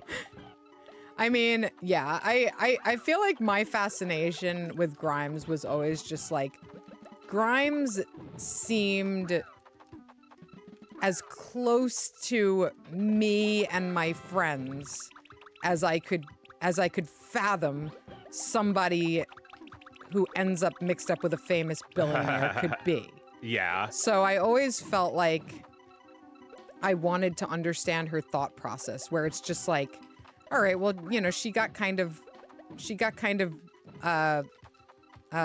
whipped up in all of this. Like, at some point she realized that the position she was in and was like, well, I guess I'm gonna ride this one out, because when will I or anybody else on Earth ever get a chance to have access to any of this?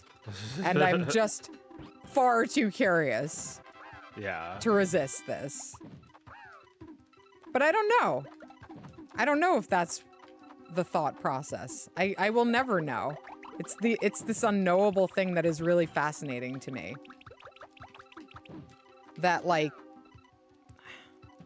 did she think this guy was funny? Like, did she like him? Or was she just like, he likes me. I'm gonna see where this goes.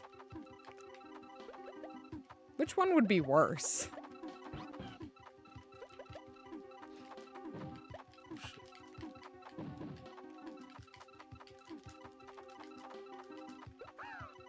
I guess which one would be more personally repellent to me? It's like you're sitting on this guy's bed, and what's he even playing? He's just staring at his phone for hours. He's not playing anything. He's not even pressing any buttons. Yeah. It's just a smooth, like the motions are all smooth and not tactile at all. Yeah. He just does something, and then his home slides into the next phase where like they're at a dinner table. Basically like Citizen Kane, where the screen wipes and they're at a giant banquet table. And he's still looking at his phone from across, 50 feet away. Yeah. Like you never like the sitting on his bed while he plays GameCube equivalent to this is terrifying. It's so alien that, like, it doesn't look like a scenario that you recognize at all. You know? I think it's how the writers in Succession try to depict every relationship that the Roy kids get into. They always make an effort to show you what it's like to be one of these women or one of these men who are caught up in something that they cannot fight and barely comprehend. Yeah, they're too dumb to live.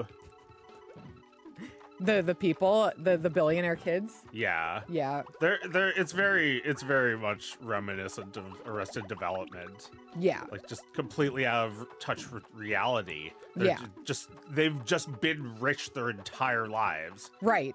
That's why, like, when Marta discovers the extent of how too dumb to live this family is, she's out. Yeah. Right? Like Michael's one chance at love blown because he too is rotten just like them. Yeah. And he's not even that sad about it. She's like, "What's wrong with you people? Don't you care about anything?" And she leaves, and the brothers all pick themselves up off the floor, and they're like, "Yeah, whatever. Get out of here." And they don't even express the sort of sadness that the Roy siblings do. Yeah. When somebody walks out of their lives for reasons they can't understand. Yeah.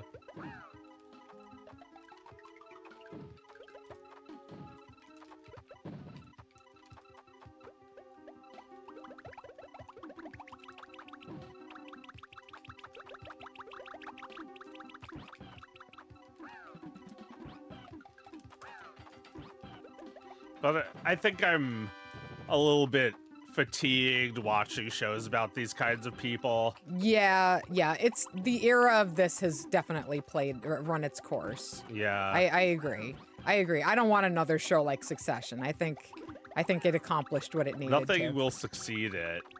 No, exactly. It is without an air.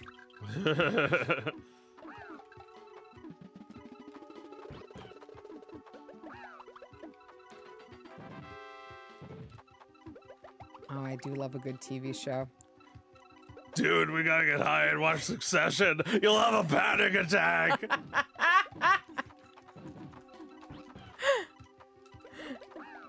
Oh my god. Yeah, no. I would love to be dazzled by another TV show. It only happens like once every 10 years or so for me. When's the last? I think it was Succession. Was the last one. Good on Purpose. Last Good on Purpose, yeah. And that was already quite a few years ago that show began. Like it ended last year, but it had been around for a while already.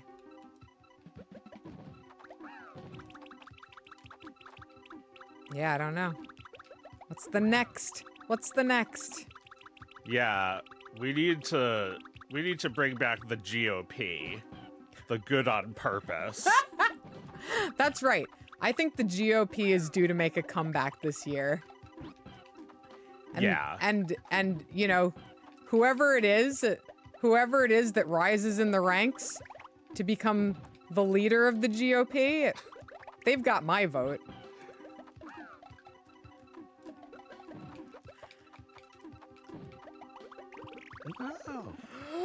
Oh my god. All right, this is the last round. Okay.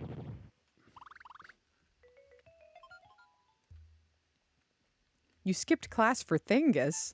What are you studying? Let's get this straight before we say goodnight. What is your major? What are you studying? How old are you? What are your measurements? How hot are you? Who do you look like? You're doing history. Well, this is history. This is kind of like personal history that like coincides with video game history. Yes. It's like, what does this remind you of? Lots of things. Yeah. Thinguses. This is the new games journalism, baby. It is. This is all people will ever care about again. How video games personally affected them. Yeah. Yeah, absolutely. Because like new video games don't really excite me. I mean, I play some new ones that I really like. Yeah. Another thing I noticed on co-host is that there are a lot of people who like Void Stranger. It's actually very popular. So I'd like to show you that game. Okay. Maybe we could play a little of that next week. Okay, yeah. There are new good games. We've played some of them. Yeah. But Yeah, Pulse Stay is a great modern video game. yes, we do love our Pulse Stay. We love That's the kind of shit that people weren't really afraid to do in the 90s when we grew up. what's that? Just Name- like wacky, zany humor like that. Oh yeah, but they couldn't make a video game necessarily. That's new. Yeah, there was cartoons. Now you could do that in a video game. Right, you would have made a Flash cartoon in Yep. in the 90s. And now you can make an entire video game about how people are coming to your house to kill you. And you need your robot to protect you. Yeah, great game. Great game.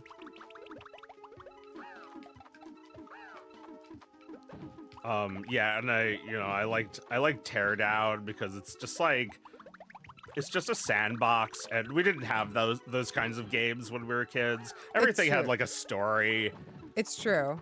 We didn't really have sandboxy games. I always kind of dreamed of like a perfect sandbox game, but now I know that that's not really a thing. Yeah, like what?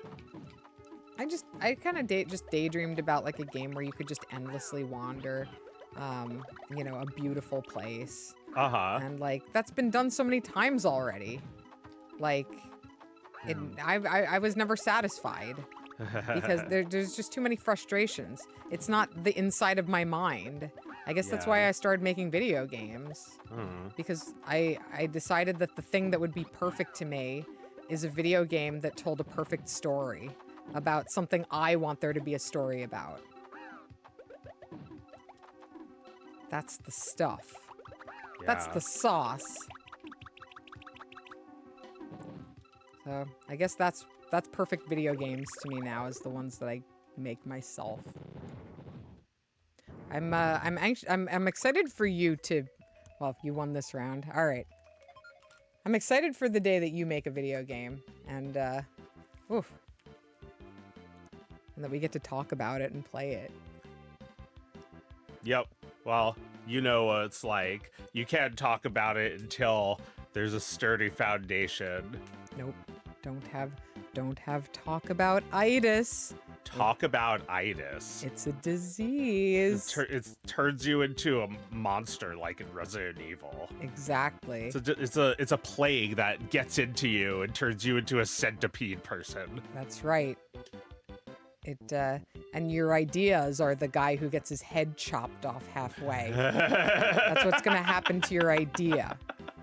You talked about it, didn't you? You told all your internet friends about it, didn't you? You posted a drawing, didn't you? That's how you get it. That's how it's transmitted. Maybe now you'll learn your lesson. But you're already dead, so. Yeah. You died! You died! Don't talk about it. Yeah, the You you got- died music is great. It's like,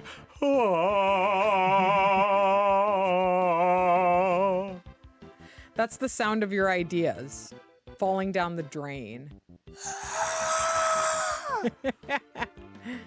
Don't talk about it. That's the sound of your funny one-liners being sold for $0 to Twitter. That's right. Sold for absolutely nothing. In fact, you pay for more than you're paid. Yeah. Yeah, you pay with your life. You do a life sentence. That's right. Yeah, exactly. Every sentence you post on Twitter is a life sentence. Just little life update. What's a sentence? Being on Twitter all day, so there's no life to report, actually. All right, let's call it a night. Thanks for watching, and welcome to all the people who checked it out for the first time. I'm Meredith, and this is Joe, and we do this every Wednesday night. We start at 8:30, so check us out. Come back another time. We'd love to see you again. And thank you all for watching. Yeah. Have a merry little Thingus. Bye. Thanks for